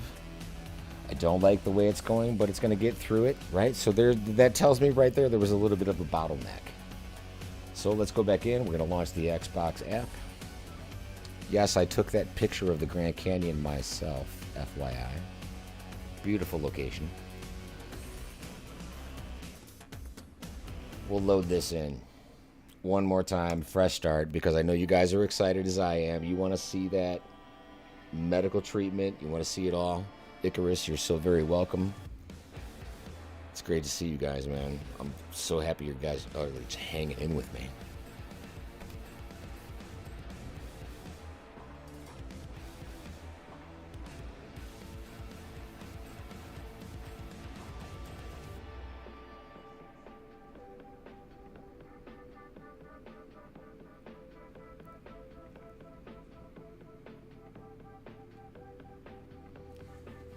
From the top, and this always kills me. I don't know if this is an accurate number, but when this simulator says that I have played this simulator for 5,348 hours and 28 minutes, I have to say, like, where do you get the time, bro?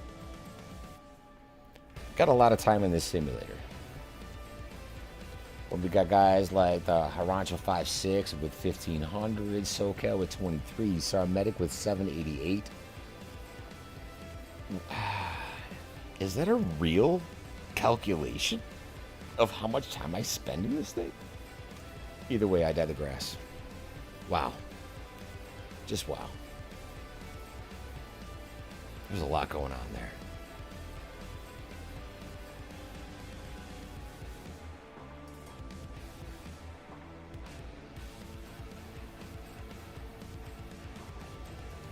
Loving every minute of it. So the biggest question right now is, will it work? What base was I flying out of? So I was down in Clearwater.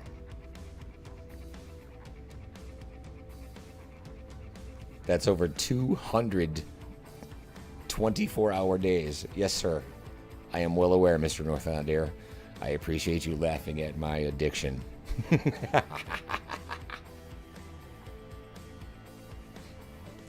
It's basically a full-time job.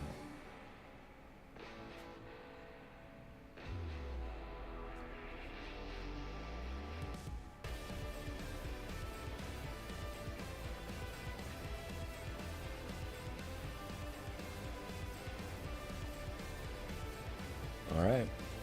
It's not a bad restart time. We're going to come back in, just like we said before, all right? From the top. Free flight. Departure, KPIE, Kilo, Papa, India, Eka. Let's do this. I am going to leave the time as live, right? I'm not going to change the timer That's the one thing that I will change between the last mission and this one. Okay? I'm going to leave the timer real time and just start the flight.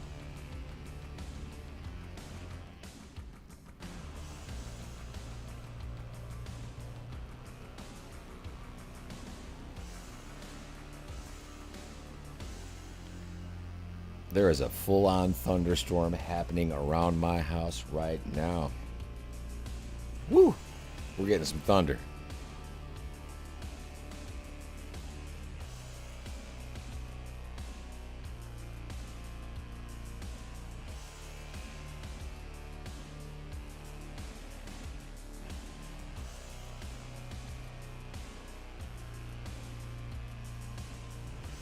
Just something kind of neat about those two bases, if you are ever looking for something different from medevacs, Ventura and New Orleans will give you an oil rig medevac, just FYI. Okay, now I like the way you're thinking.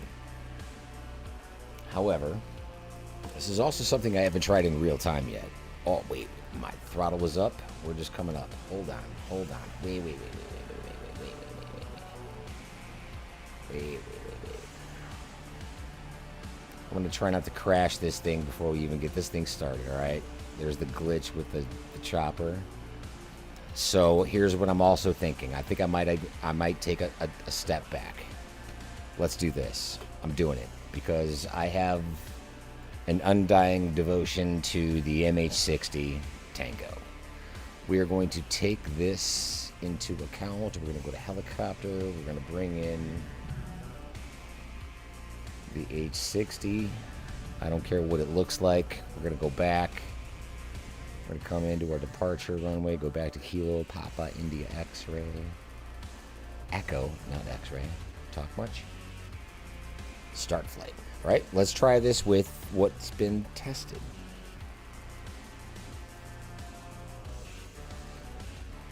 So you're talking about offshore medevacs. 100%, right? Let's throw another chopper into the mix and let's get a variety going here. Let's see what is the actual issue, if it's specific to the aircraft, right? I agree, Mason. And I think I might change this away from the nighttime just so you can see what the hell is going on.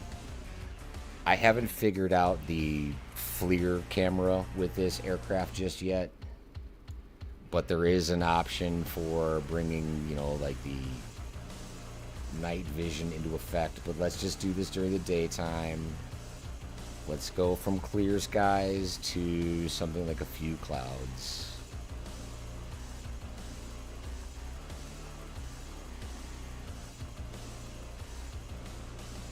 Let's try something even less.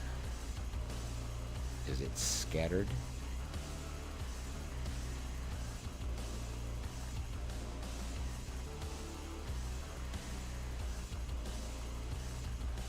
Let's do this. Let's take these cloud layers.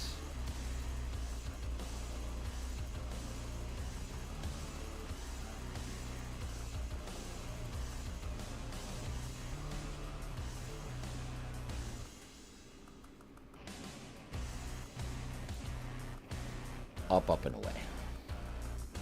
Let's just change it the weather a little bit. Alright, so here's also a problem. This is what I've got for an aircraft. What the F is that? Restart. No aircraft at all with the MH60. Even though it was a good idea, it's not a good idea.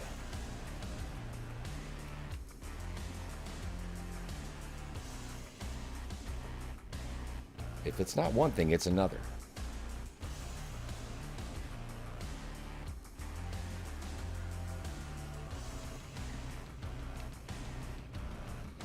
Alright, so as this is loading in the free flight, you'll notice that I also still do not have the EDP brought back up.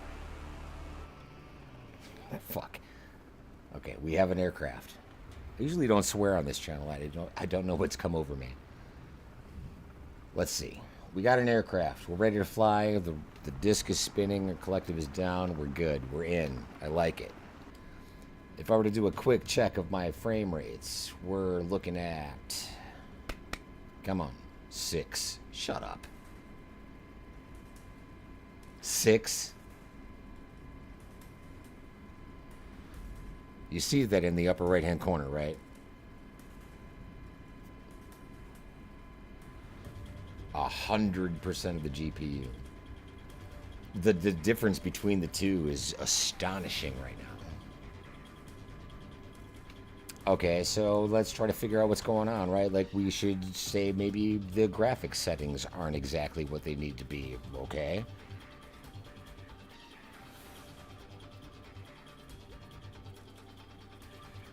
Full screen, DLS, auto, 100% frame rates. I'm not worried about this because this is only going to be,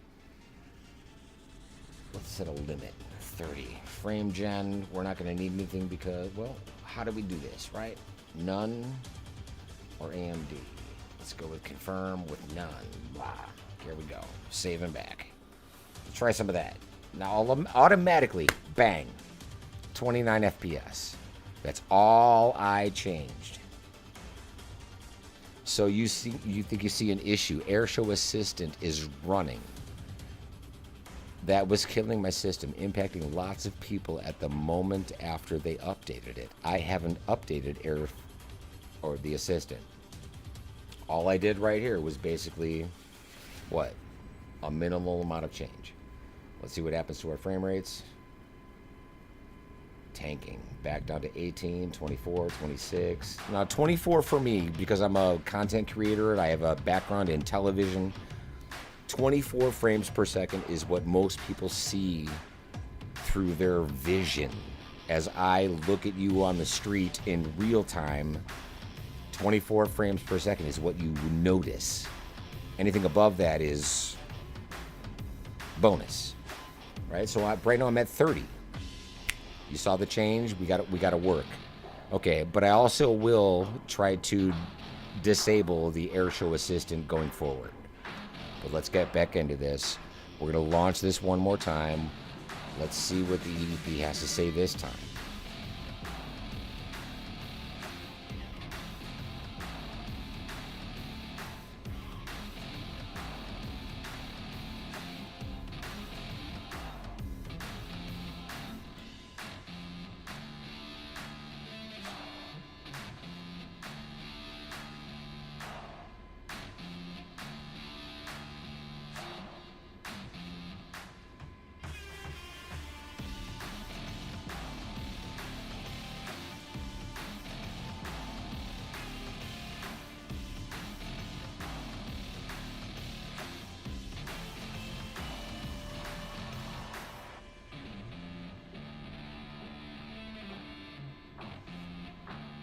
And you can see as I'm doing that, right? It's brought this up in front of me. It says it's connected, but the mission is inactive. So here we go. All right, I am at the base. Kilo, Papa, India, Echo. There's my aircraft. We're not going to go with random. Pick a mission. Now, what I'm going to say here, Josh, is in the MH60, based on your experience testing this, what mission set do you think I should load right now? As I'm still rocking 30 FPS. Not a lot. It's not 120, but here we are. Vessel seizure, maritime patrol, environmental patrol, vessel interdiction, SAR distress, SAR overdue, medevac, offshore. Detached, ditched, detached, speak much, read much, land patrol or highway accident. What have you tested that you think will work with the 60?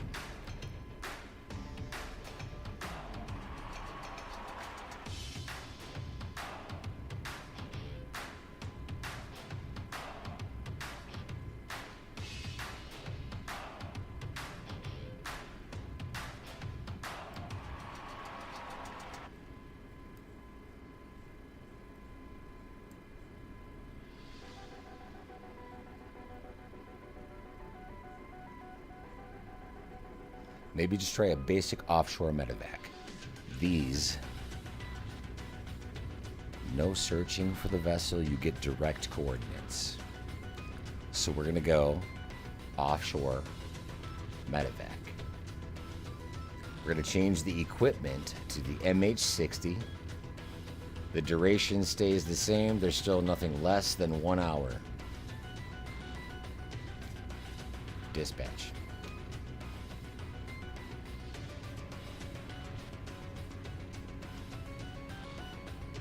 Vessel requesting medical assistance. Details in the briefing. Location is pinned. Let's get there. We're gonna take that boost right here. Get that off. There we go.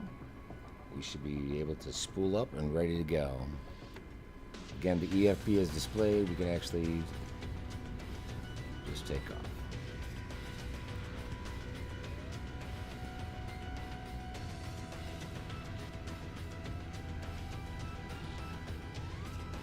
We'll bring up EDP one more time. Let's get an orientation. Let's try to put this back in the corner here a little bit. I want to, again, just make this smaller. But eventually what I'm going to do, guys, is just bring that off screen.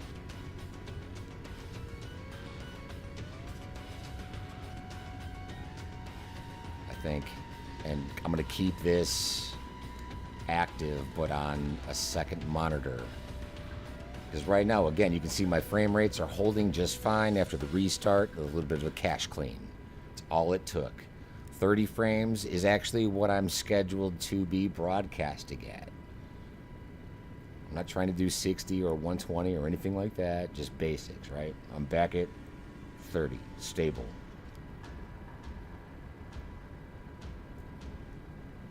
Now we're going to take EDP and bring it off screen.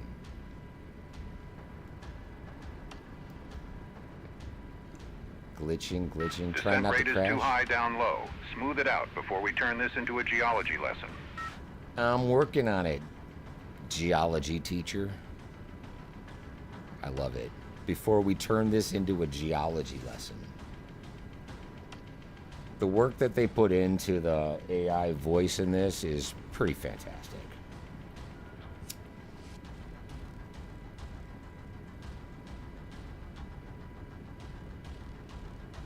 Alright, you can actually see some of it still here on the side. Let's bring that over.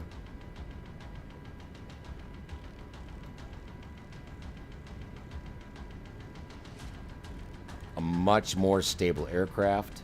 It takes even less input for this.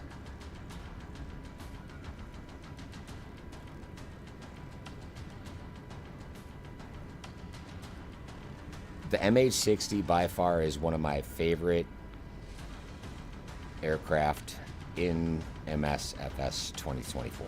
This thing is fantastic.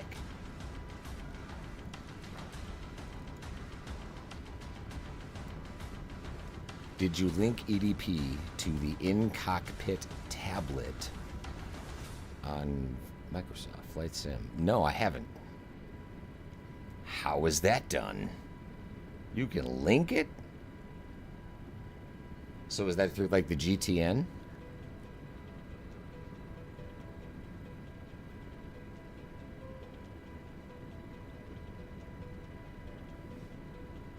Ah, you're opening up more doors. Very reliable and easy to fly. 100%, man. This 60 is thebomb.com.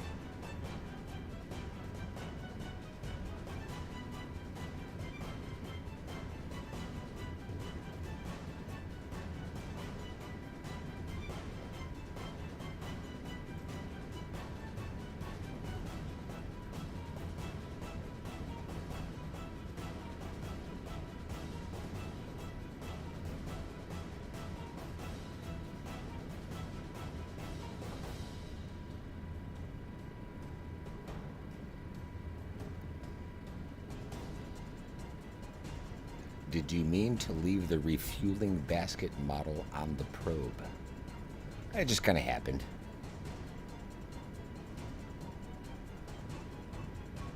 Wasn't really paying too much attention to it.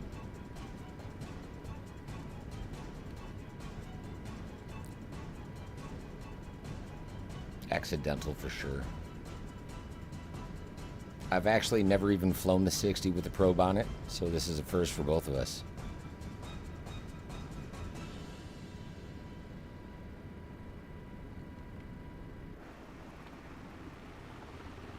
She looks good though.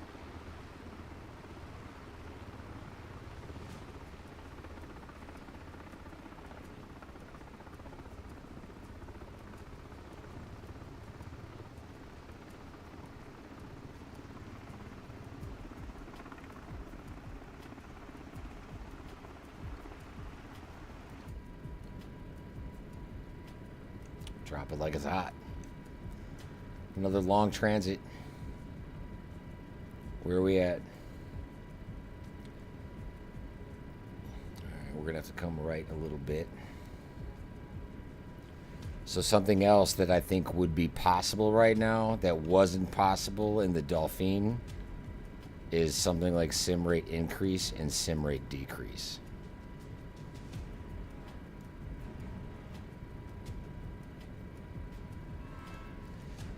So Josh says, not sure on this release. I fly professionally and been on the road, so I wasn't home for the public release, so not sure what everything looked like on install. There should be instructions on how.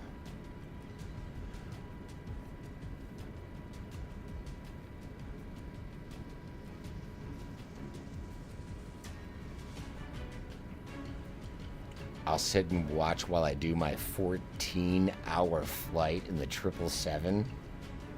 Are you going to sleep at all during that, bro? Are you going to nap?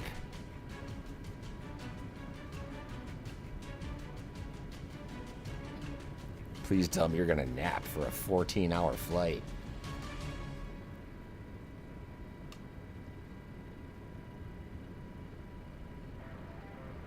Alright, we're cruising at about 145 knots. I literally, once again, have my hands off of the controls for a change. And I am following the EDP on this, and it looks like we're directly on target. We're coming on board.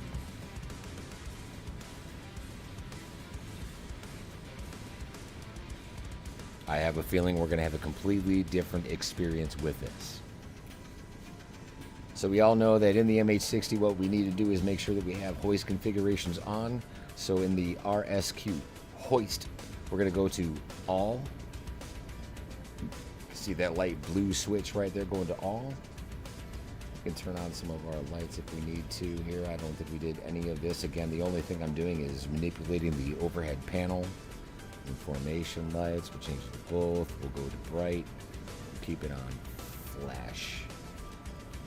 Boom. The prime boost is on.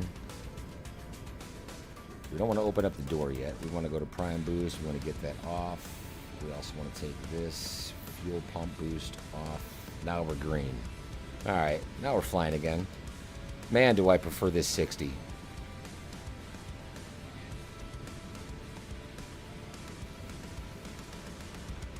So I do have a HOTAS. I've got the Thrustmaster T16000.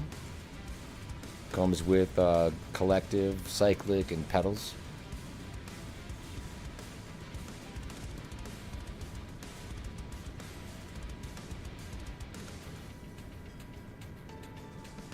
I appreciate the question. Dravio, welcome aboard. Thanks for coming in, man. Good to see you.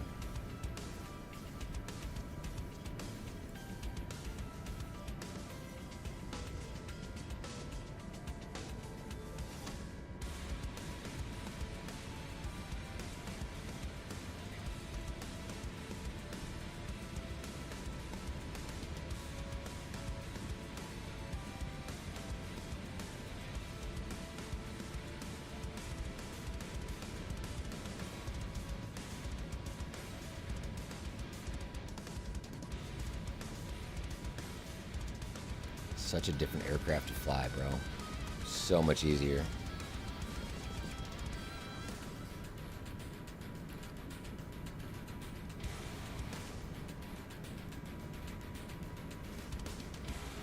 All right.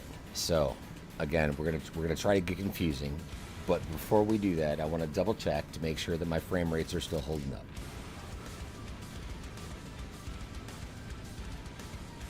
Clean 30 FPS, no problem. All right. So I'm gonna try to slow down here for just a minute.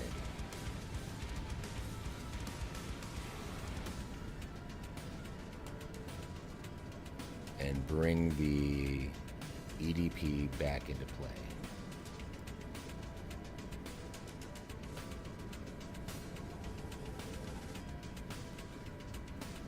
I'm a little bit off course, but headed in the right direction-ish.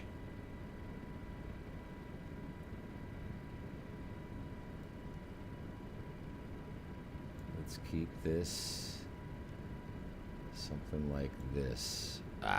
Bring it back up. Okay.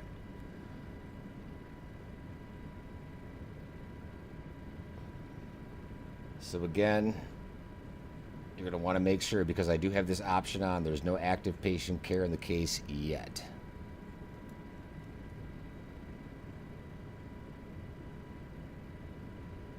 Bro, I'm not a fan of DCS. I don't know why.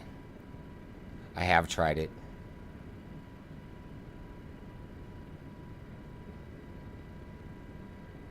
It's an acquired taste. I see the draw of it, but I don't know, man. I guess I just have a little bit of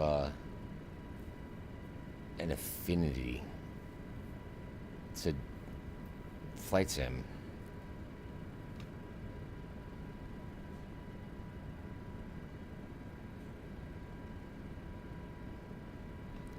Sector Coast Guard rescue aircraft. We have arrived on scene with the vessel and are commencing the medevac operation at this time. Weather is as follows. Visibility is good, wind is light, sea state is calm, fuel is stable at this time, and we do not anticipate bingo status for this operation. The medical problem in dispatch right now, Josh, is null and void. There's nothing. Right? It says there's 0 things going on because we don't have a patient on board yet.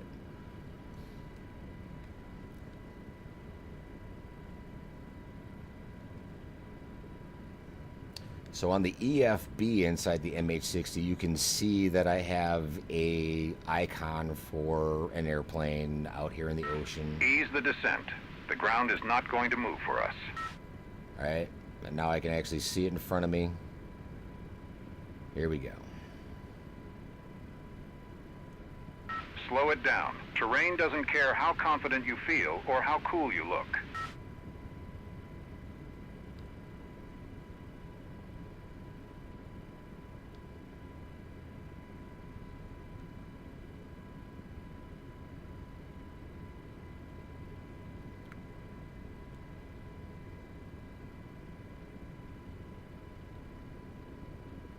Looking between the chat and the flight is kind of dangerous. I'm just saying.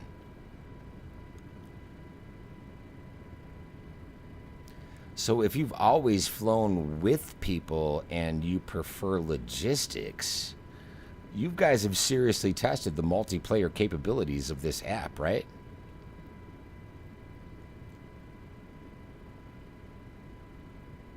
Again, let's double check to make sure my hoist is activated. HSQ hoist marked all. Good to go.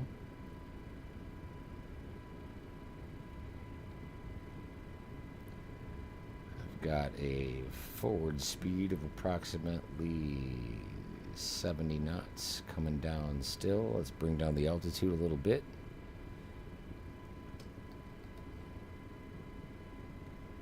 It does look a little ridiculous with the basket out front, but hey, here we are. You can't find the motivation to learn a new sim, bro. Really though, exactly what I feel. That puts it that beautifully said, sir. The bindings, the settings, all of it. Absolutely. It's just so much time that goes into it. But can you do search and rescue in DCS, or is it all just military operations?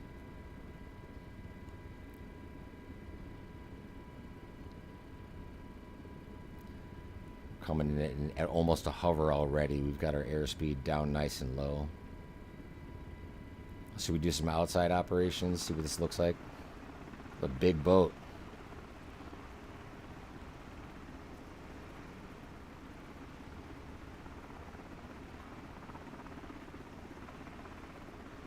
You can do CSAR. Okay.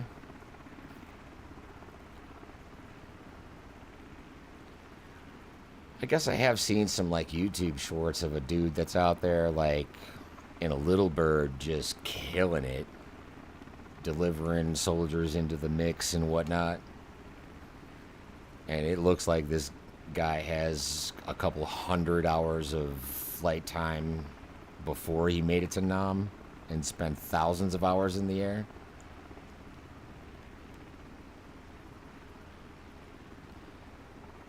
Yeah, I don't have any head tracking, eye tracking, or VR at all. I fly this in 2D.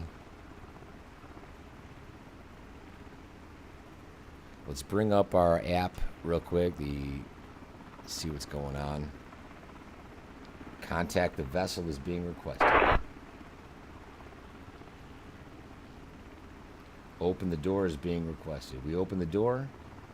We're good to go. So what we're going to do is we're going to bring this into a hover over the helipad here. This is not a landing platform. This is just a hoist deployment platform right here.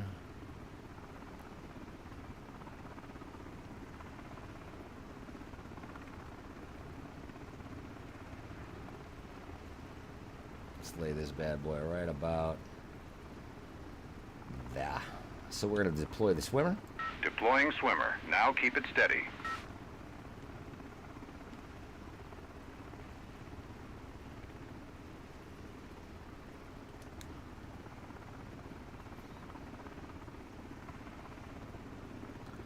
The timer has been activated. Much different response this time around. Everything looks to be accurately displayed. Swimmer deployed in 20 seconds.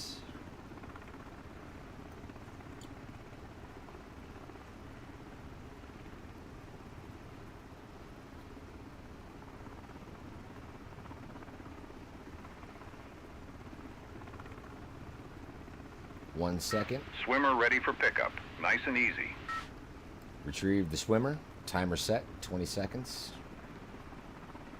Hoist operations in progress. How can you not enjoy this?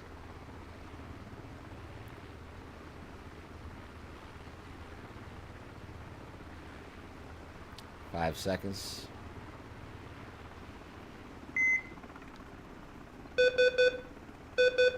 We're going to close the door. Before I fly away, the first thing I need to do is close the door. Then I'm going to immediately go into health ops with that plus, right? That red icon. You're going to see it says 3 recommended care actions. Notify the hospital, reassess the patient, and recheck blood pressure. Recheck blood pressure. So before I go anywhere, I'm going to apply a recheck blood pressure and reassess the patient. I'm not going far. Now the ETA says notify the hospital, but it says I have about 2,283 minutes to get back. But if I click notify, it needs me to be within 10 to 15 minutes before I can truly notify the hospital. So what I need to do right now is just make sure that I keep track of my patient's health in this window until I'm within 15 minutes of the hospital. So now you're going to see I'm going to bring the icon, which stopped moving earlier. I'm going to bring it back in line with the blue dotted line flight path and start heading towards the hospital. This is the way it should have been working the whole time, and this is the way it was working until the stream started. Right? So again, what I'm going to do now is just bring this offline and put it on another monitor so I can maintain what's going on while we just look at some water. Okay, if anything else happens there, I'll show you what's happening. But for the ease of flight, let's just get this going real quick.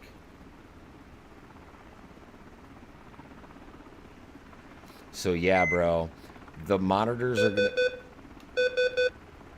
Right, so now, okay, you hear the warning signs, right? We'll bring it back in. I'm gonna... this is so hard with one monitor, but the MH60 helps this. So we're going to go back into the health, and we're going to now see where it says 5 recommended. Notify hospital. We need airway cleaning, suction positioning, recovery of suctioning position. Apply. Airway cleaning. We're starting to come down in altitude a little bit much. We need to get some altitude while we're doing this. Doing both of these at the same time gets a little bit stupid. But look at all of the different medical procedures that you can apply while you're doing this.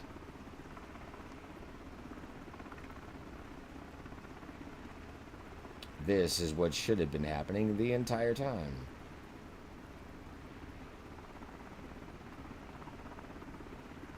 I need to get familiar with which symptom is in which category because you can get there immediately. Airway cleaning. Recheck blood pressure, other, recheck blood pressure, reassess patient. Notify hospital is now the only thing that needs to be done. So if you can see here, you're asking what the injury is. On the left-hand side of the EDP window, you have a list of symptoms. I have a neurological emergency with mental status needs monitoring and critical diagnosis according to time. We need to keep the airway managed. He has slurred speech and one-sided weakness, but we have one patient on board. Sometimes, like when you're getting a roadside accident, you'll see 2 patients on board and you'll need to evacuate both of them and track between patient 1 and patient 2. This gets extremely involved very quickly. So at the same time, now it's, okay, recheck blood pressure. Immediately coming in. Reassess the patient, immediately coming in. Try to keep up with these notifications as soon as you see them. Patient number 1 is stated as a neurological emergency. He is under the status of watch. His rhythm is normal. His pain level is a 2 out of 10, and his location is on board. Right? So this is literally exactly what should be happening in the back of an MH60 on the way back from a SAR. This is incredible. And I've said it before and I'll say it again. The mission hub that Miltech put out was amazing. However, it does not hold a candle to what we're looking at right now.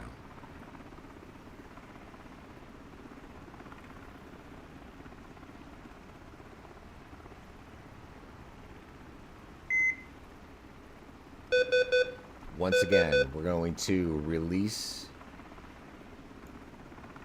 reassess, and get another blood pressure check. Try to maintain that altitude. All of this is happening at the same time, right? It gets hard, but a second monitor is essential. If you don't have a second monitor hooked up, flying can be very difficult. Now you want the challenge? Bro, I've wanted this challenge since the initial launch of Microsoft Flight Simulator back in its infancy,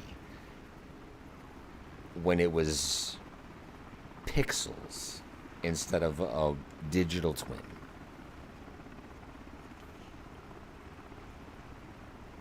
Yeah, and I've seen that option, Josh, where there's no help, like all of that goes off and the true essence of search and rescue is involved, I've noticed it. It's absolutely incredible, especially when you start doing the mountain hoist rescues. Just make sure every time you hear those beeps, you reassess, recheck the blood pressure, right? Follow up with it, make sure everything is consistent. You're on a literal SAR mission.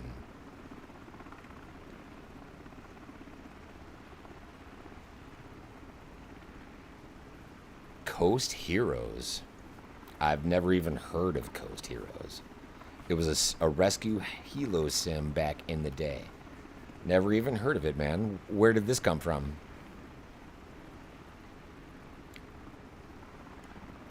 You could have a fun stream where you can let chat make the calls on the treatments.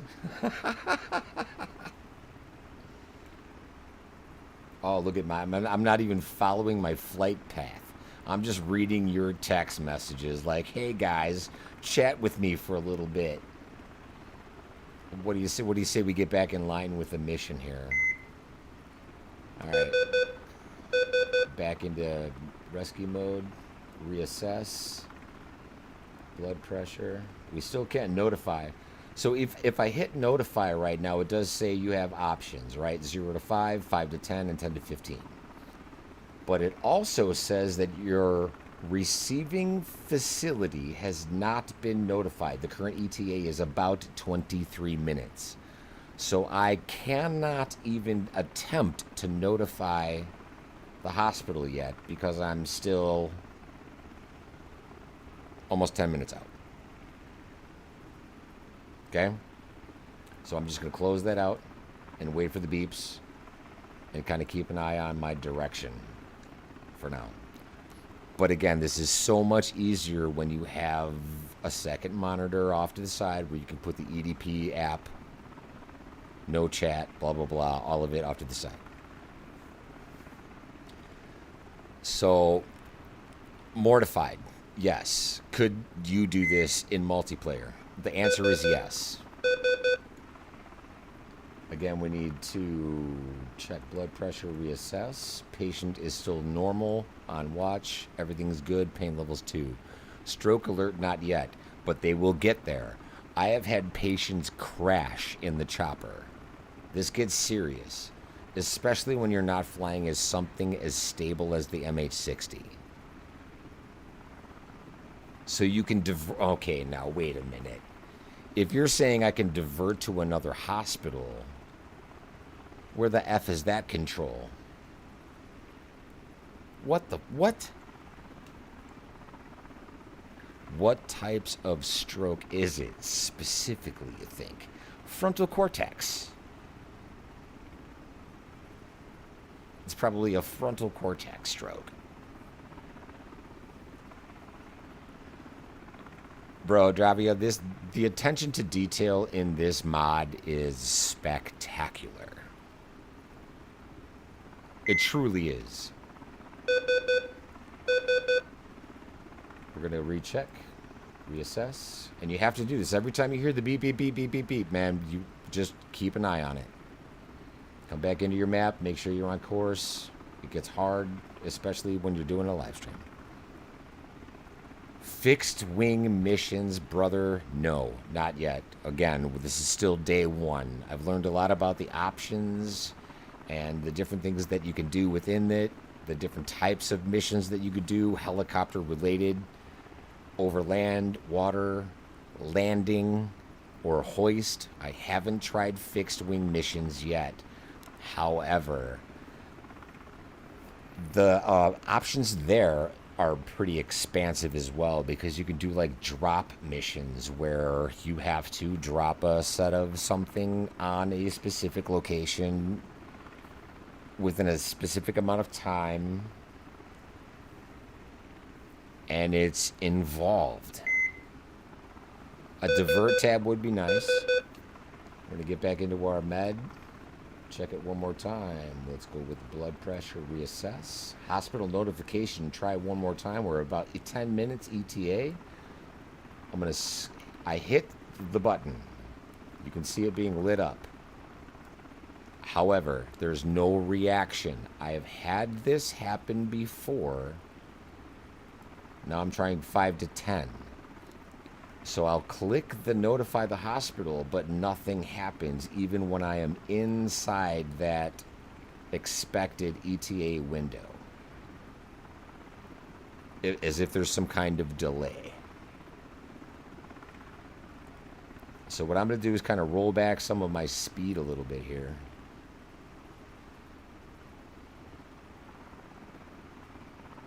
I don't see the divert screen anywhere either. I think that would be an option for a little bit more testing on down the road, Josh, honestly. We're talking about some really complicated equipment right there. We're going to come back in one more time. Exit out of this. We're going to recheck blood pressure, reassess. Patient's stability is maintained. He's still only a pain level of 2. Normal and only on watch. When he gets to critical, things have gone wrong.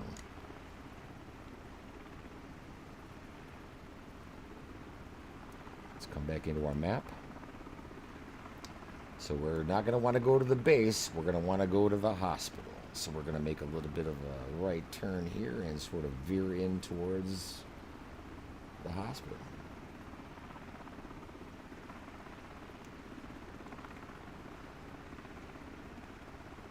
I wouldn't mind slowly wading into a fixed-wing mission using an easy aircraft like the Coronado B-200 just to test the waters out without a complicated aircraft. Well said, sir. Do you remember the mission I did not too long ago that was the multiplayer mission with Icarus and everybody? Where we had to land the float plane in the water?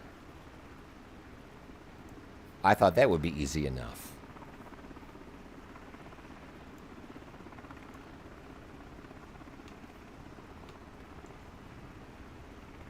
See, every time I press within 10 to 15, even though we're 12 minutes out, right? Receiving facility has not been notified. Current ETA, about 12 minutes. If I'm ETA 10 to 15 minutes, it's still not giving me any reaction as far as this information within actions goes. So let's just hold your breath. Keep on doing what you're doing. Fly safe, fly slow. The MH60 is the preferred method of travel.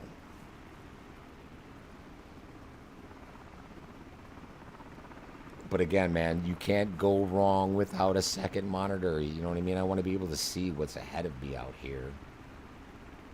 I could probably keep it something like this. What do you think? Back into the hospital.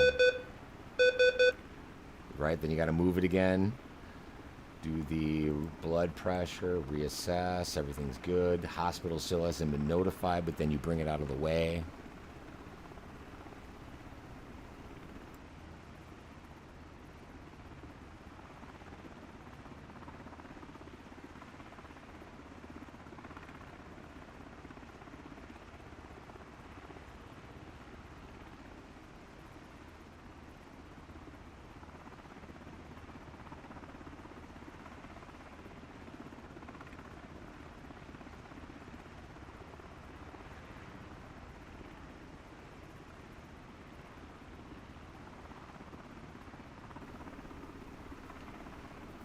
AFib. This is great. AFib is what I'd have expected with a stroke, but then again, lots of stuff causes strokes. Right? True story. So Josh, does this have things like SVT, VTAC, and a pulse? And cardioverting? Look at you guys. Getting all technical on me and stuff.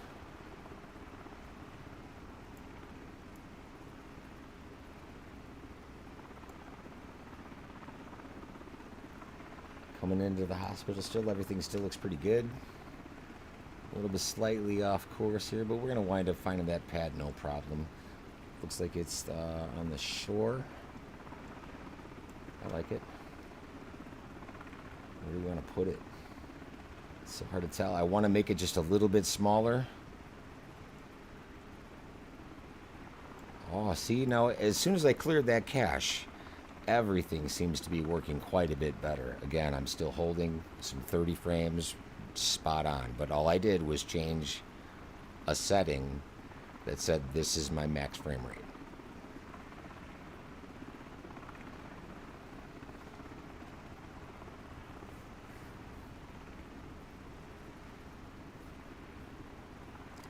Okay, so there are things similar to it.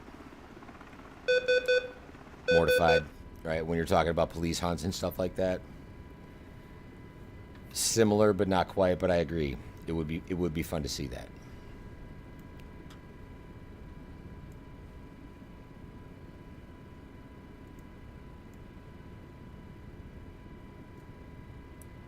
Let's try to notify the hospital one more time.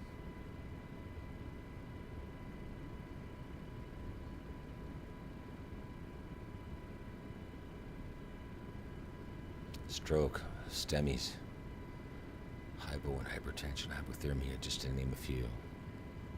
I love the accuracy, gentlemen. You're killing it.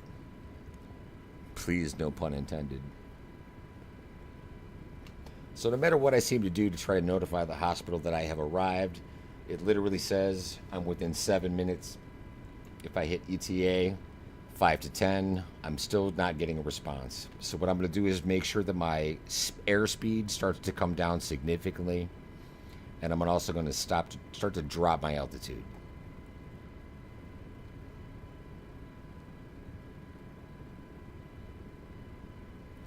Since you can opt for help is the greatest thing you've said, Duravia.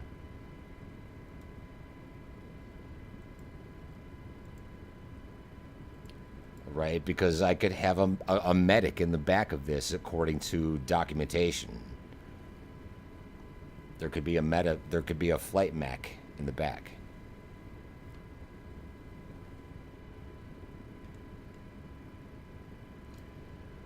It seems to be like once you get to a certain altitude and proximity to the airport itself, you'll be okay. I've had this happen before.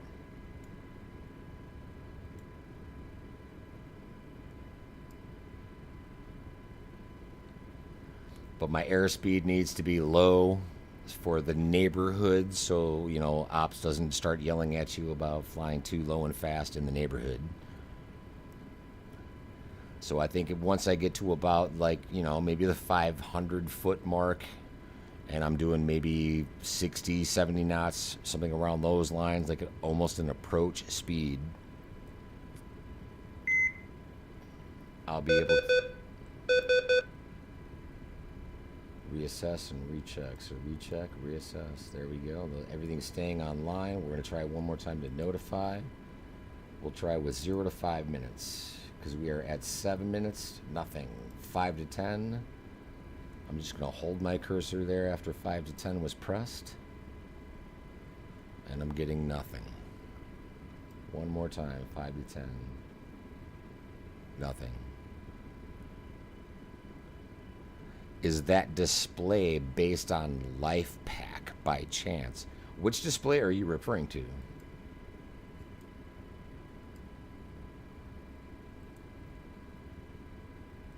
Because I can't notify the hospital whatsoever. We still have a little bit of a ways to go. You know what I mean? We've probably slowed down a little bit too much at this point.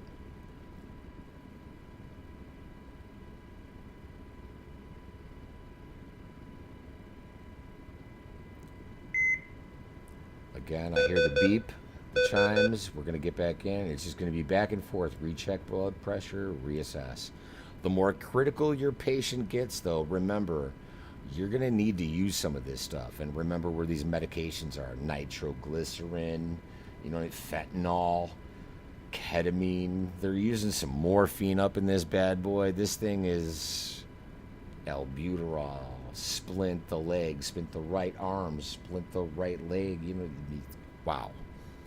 There is so much involved in this.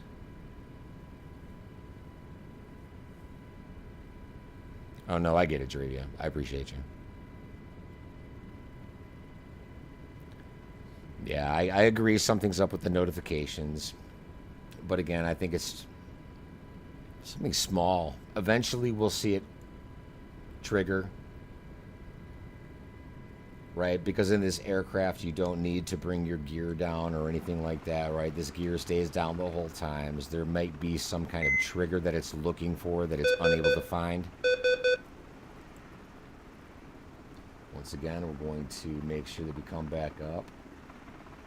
Check that blood pressure. Reassess the patient. Where it says 1 recommended. Right? You can see where I'm highlighting this. 1 recommended care action, notify the hospital. It's the only thing left to do.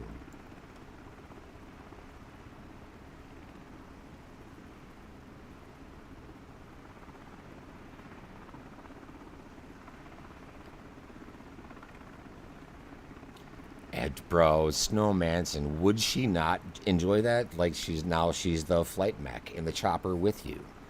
I agree completely. What a cool option.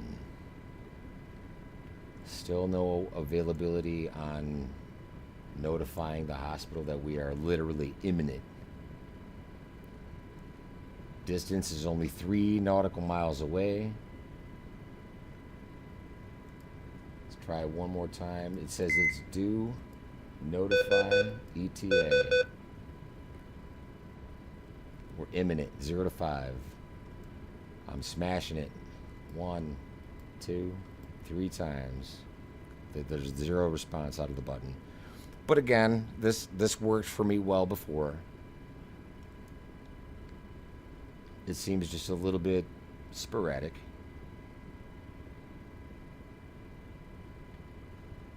So now that we have a stable patient, let's make sure that we're landing at the right hospital here. We're coming in, we're real close. I can see the airport on the bay, and the chopper's pad is going to be just inside of that.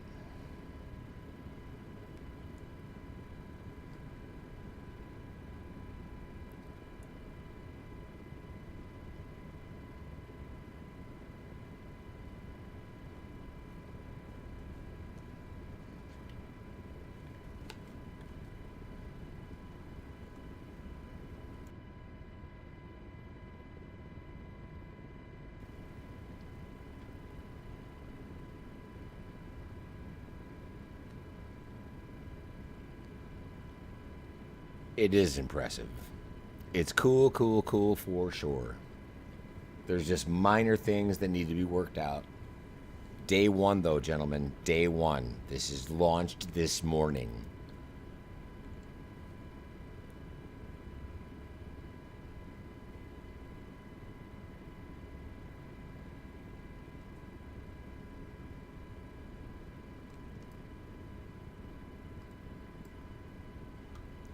Got great telemetry when it does work, right? You can see the orientation of that aircraft is coming along just fine. You can start pointing my nose towards it. I've only got about 55 knots of airspeed. Try to find this helipad. You can probably even come into your EFB and see that it's one of these 2 airports here. Helipads, I should say. But then you're going to want to come back in and make absolutely sure that you were choosing the right one. Now, of course, I'm taking way too much time to do this.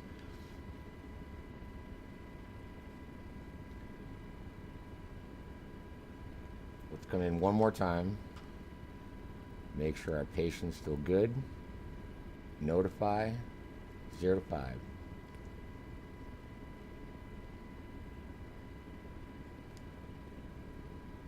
I can even come in here on the console and zoom into that and just figure out which of the 2 helipads here I'm supposed to be landing at. Come back into the map.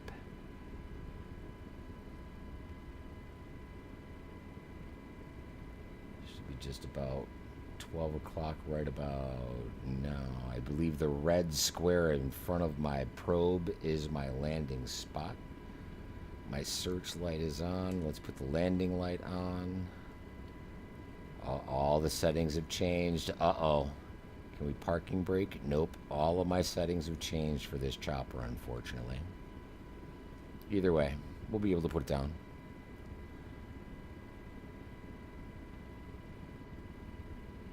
Making an approach. And while we're making the approach, we're still at a solid 30 FPS by changing that one setting in my graphics to make sure that it's only looking for a minimum of 30. It makes that correction for you. With an AMD processor and an NVIDIA graphics card, 2080 Ti.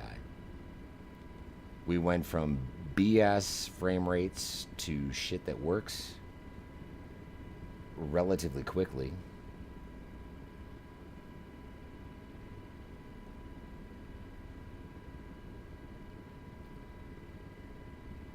DLSS swapper and all of that is pretty much a thing of the past as far as my settings go. Preliminary, whatnot, setup. A lot of ground effect over the pad. Nice slow approach. Let's bring this down right about here.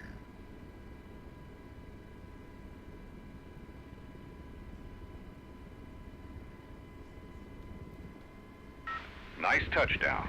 That one Okay, belongs wait in a the minute. training Wait. video. It said nice touchdown and all of that. However, it was not a legitimate touchdown. For some reason, this aircraft jumped off the pad and would not set down. If you noticed, it just nosed up. So I'm going to try this from outside. Make sure I put that, because this is a very small helo pad. Very small pad. Bang. Parking brake is set. We're going to open the door. The door comes open. We will start to unload. And wait.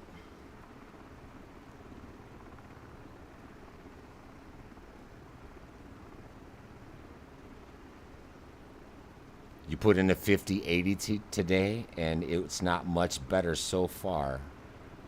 Okay, man, but you have to worry about bottlenecks, right? Between a 3080 Ti and a 5080, what you're also worried about, number one, is your internet speed. First and foremost is internet speed. Fuck VRAM. Okay, everyone's talking about VRAM. It's your RAM and your internet speed that come first.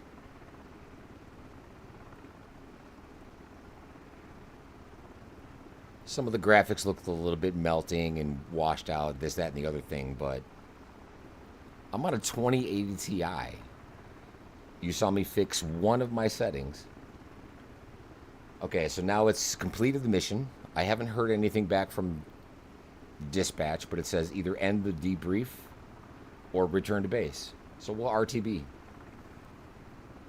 We're going to close the door before we take off. You can zoom into our map a little bit. Let's get this bird airborne. With the probe out there all nice and proud.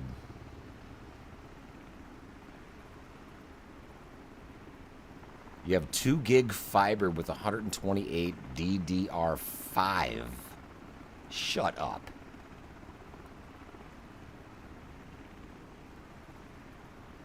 Okay, how did you just debunk my statement in an instant with one sentence?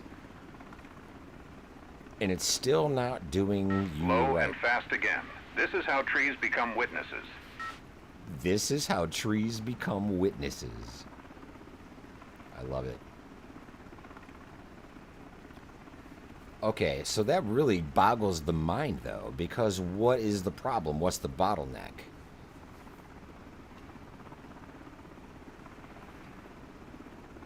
What is the bottleneck? Graphically. Have you done anything with your frame gen? Right? Remember when I went into the settings and made sure that it was looking for a certain frame rate? That was the only setting I changed, but as soon as I did that, you watched the simulation completely improve.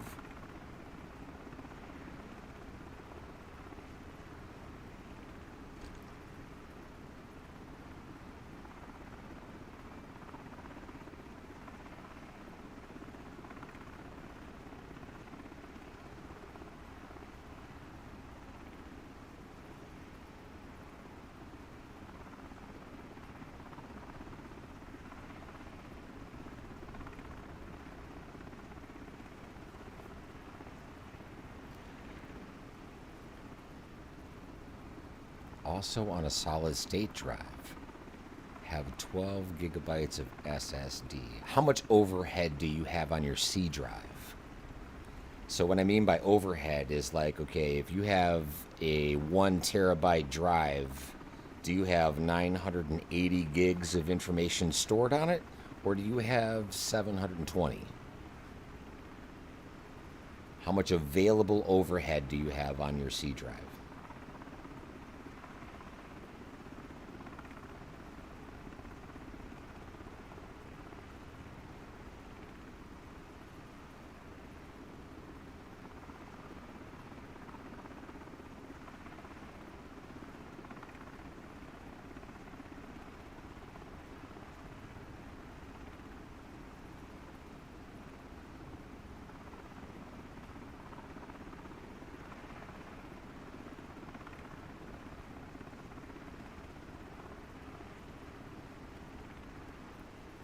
Only using 70% of the drive. So here it just raises more and more questions. So you can see all of a sudden right there, my internet took a little chunk of graphics. And that's the only reason you get that stutter in your flight, right? That's your internet giving you the next 70 kilometers or so of information ahead of you, depending on how close you are to the ground. So within the settings, there are also sliders, right? And they're probably the settings that graphically matter the most. Like the percentage of quality. It's not just if it's high, low, or you know, it's not that kind of setting. It's a sliding value. When I land, I'll try to get back into it. But I think that might be sort of like part of the problem. It's what you're demanding of the graphics card isn't really there anymore.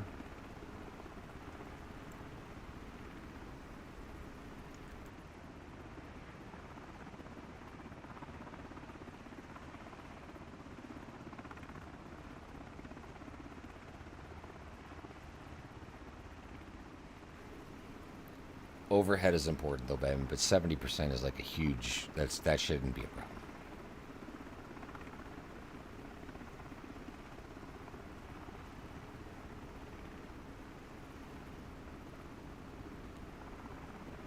Yeah, it might have defaulted back to the max again, that's for sure. It sometimes does that. One thing you also want to make sure when you're doing your graphics drivers update is to never ever update anything audio related. You want to deselect the audio option for every single graphics driver you ever get. Never update the audio driver. At least so far, I've never seen anything good come of it. So we can see now that we are making a really clean approach to our base. I don't care about the runway or anything like that. We're just going to try to get as close to that base icon as we can.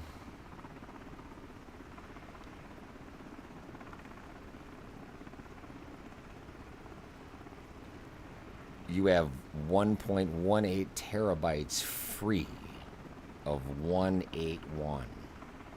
Yeah, you should be golden there.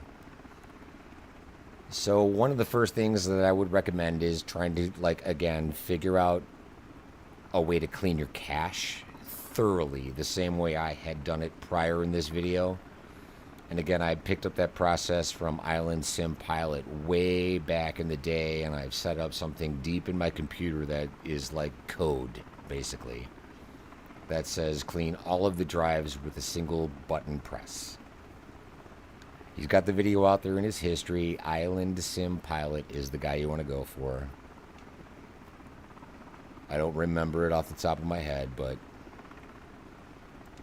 it's a thing. Cleaning your cache would be a really good start, because that's where you saw my sim tonight take a valuable shift into the right direction.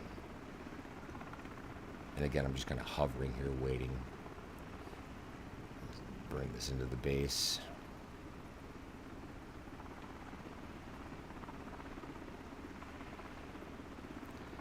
Let's bring this back inside the cockpit. I have parking brake off. Everything is looking good. Base is going to be across the street. The accuracy of the map in this is extremely good as well. Awesome. You found it. Good shit. I love it. Happy to help, man. I'm so glad you guys are out here watching this content and getting something out of it. It really does. It feels good, man. I appreciate everyone being here. So we're going to bring it in right between these two fixed-wing assets.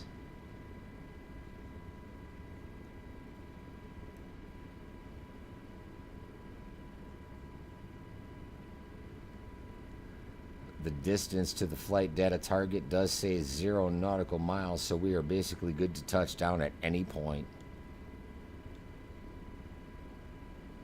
Just make sure we got enough clearance.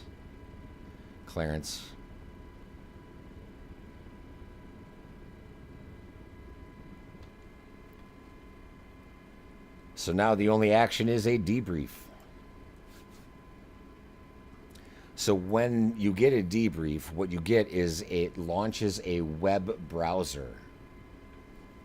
And this is going to literally connect you back to the internet with its own IP address, the whole 9 yards, but this is outside of the application itself in a web browser. You can see the address here, right? Okay. And it's going to track this on this website. 92% is my rating. Excellent. The largest loss was the patient outcome and care. So if you scroll down, you can see that the score was 29.76 points below an expected target of 35 because I didn't check his mental status watch. So what I could have done to maybe improve that was something like a reassurance of the patients, that kind of thing, right? This thing is so detailed and it's tracking so many different things. The patient's comfort affected by the open door exposure. This is another glitch. You made sure that I had that door shut as soon as that patient became a part of my aircraft, right? As soon as he was on board, I shut the door because I saw it coming. So this is another glitch I'd like to point out. But either way, come on. Look at all of the stuff that's going on here. It's tracked every single recheck of the blood pressure and reassessment of the patient that I made. We have a stroke victim. His severity improved with continued monitoring needed. Pickup, watch, handoff, watch. Right? Everything worked out great. It tells you all of the mission status completely. I have never seen anything so in-depth, all-encompassing, that is a legitimate search and rescue driven platform. If you say, yeah, sold, I agree. This platform is amazeballs. It says patience 1, but wait till you get into the missions where you do like roadside accidents and there's multiple patients. It pushes out all of this information just as accurately for both patients, and you'll have to treat them differently based on their specific injury. One might be minor, one might be critical. So again, what I think we're going to need to do here in the future is figure out exactly how to share these missions between individuals so we can legitimately test live on air. Hey, you're going to be my flight mech. You're in charge of the patient care for this entire flight. I'll be the pilot in command. Right? Amazeballs. Close that out. You're back in the sim. You're good to go. Now, as soon as we're here, you have the option to go right back in. We could leave the base the same. We could change it from offshore medevac to whatever we want and immediately launch a fresh mission randomly generated by AI. To make the comparison between Miltech Mission Hub and this right now isn't fair. This is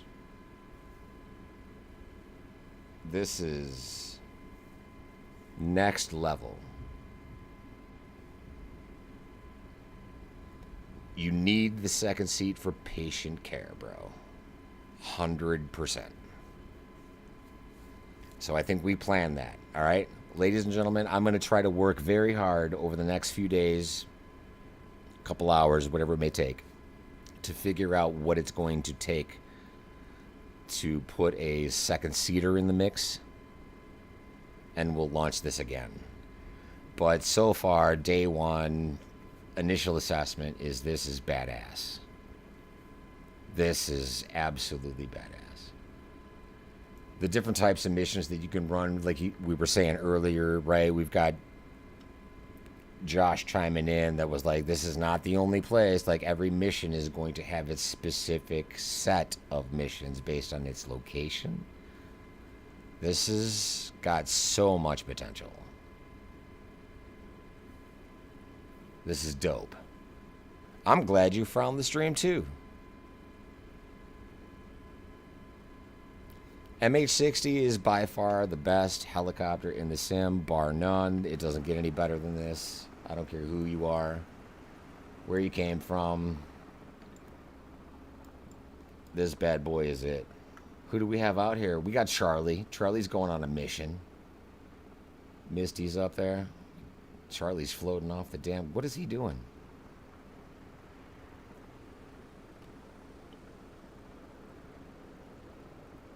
I love it.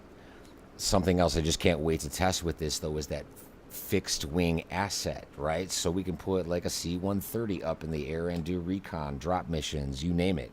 There is so much more that I haven't touched with this.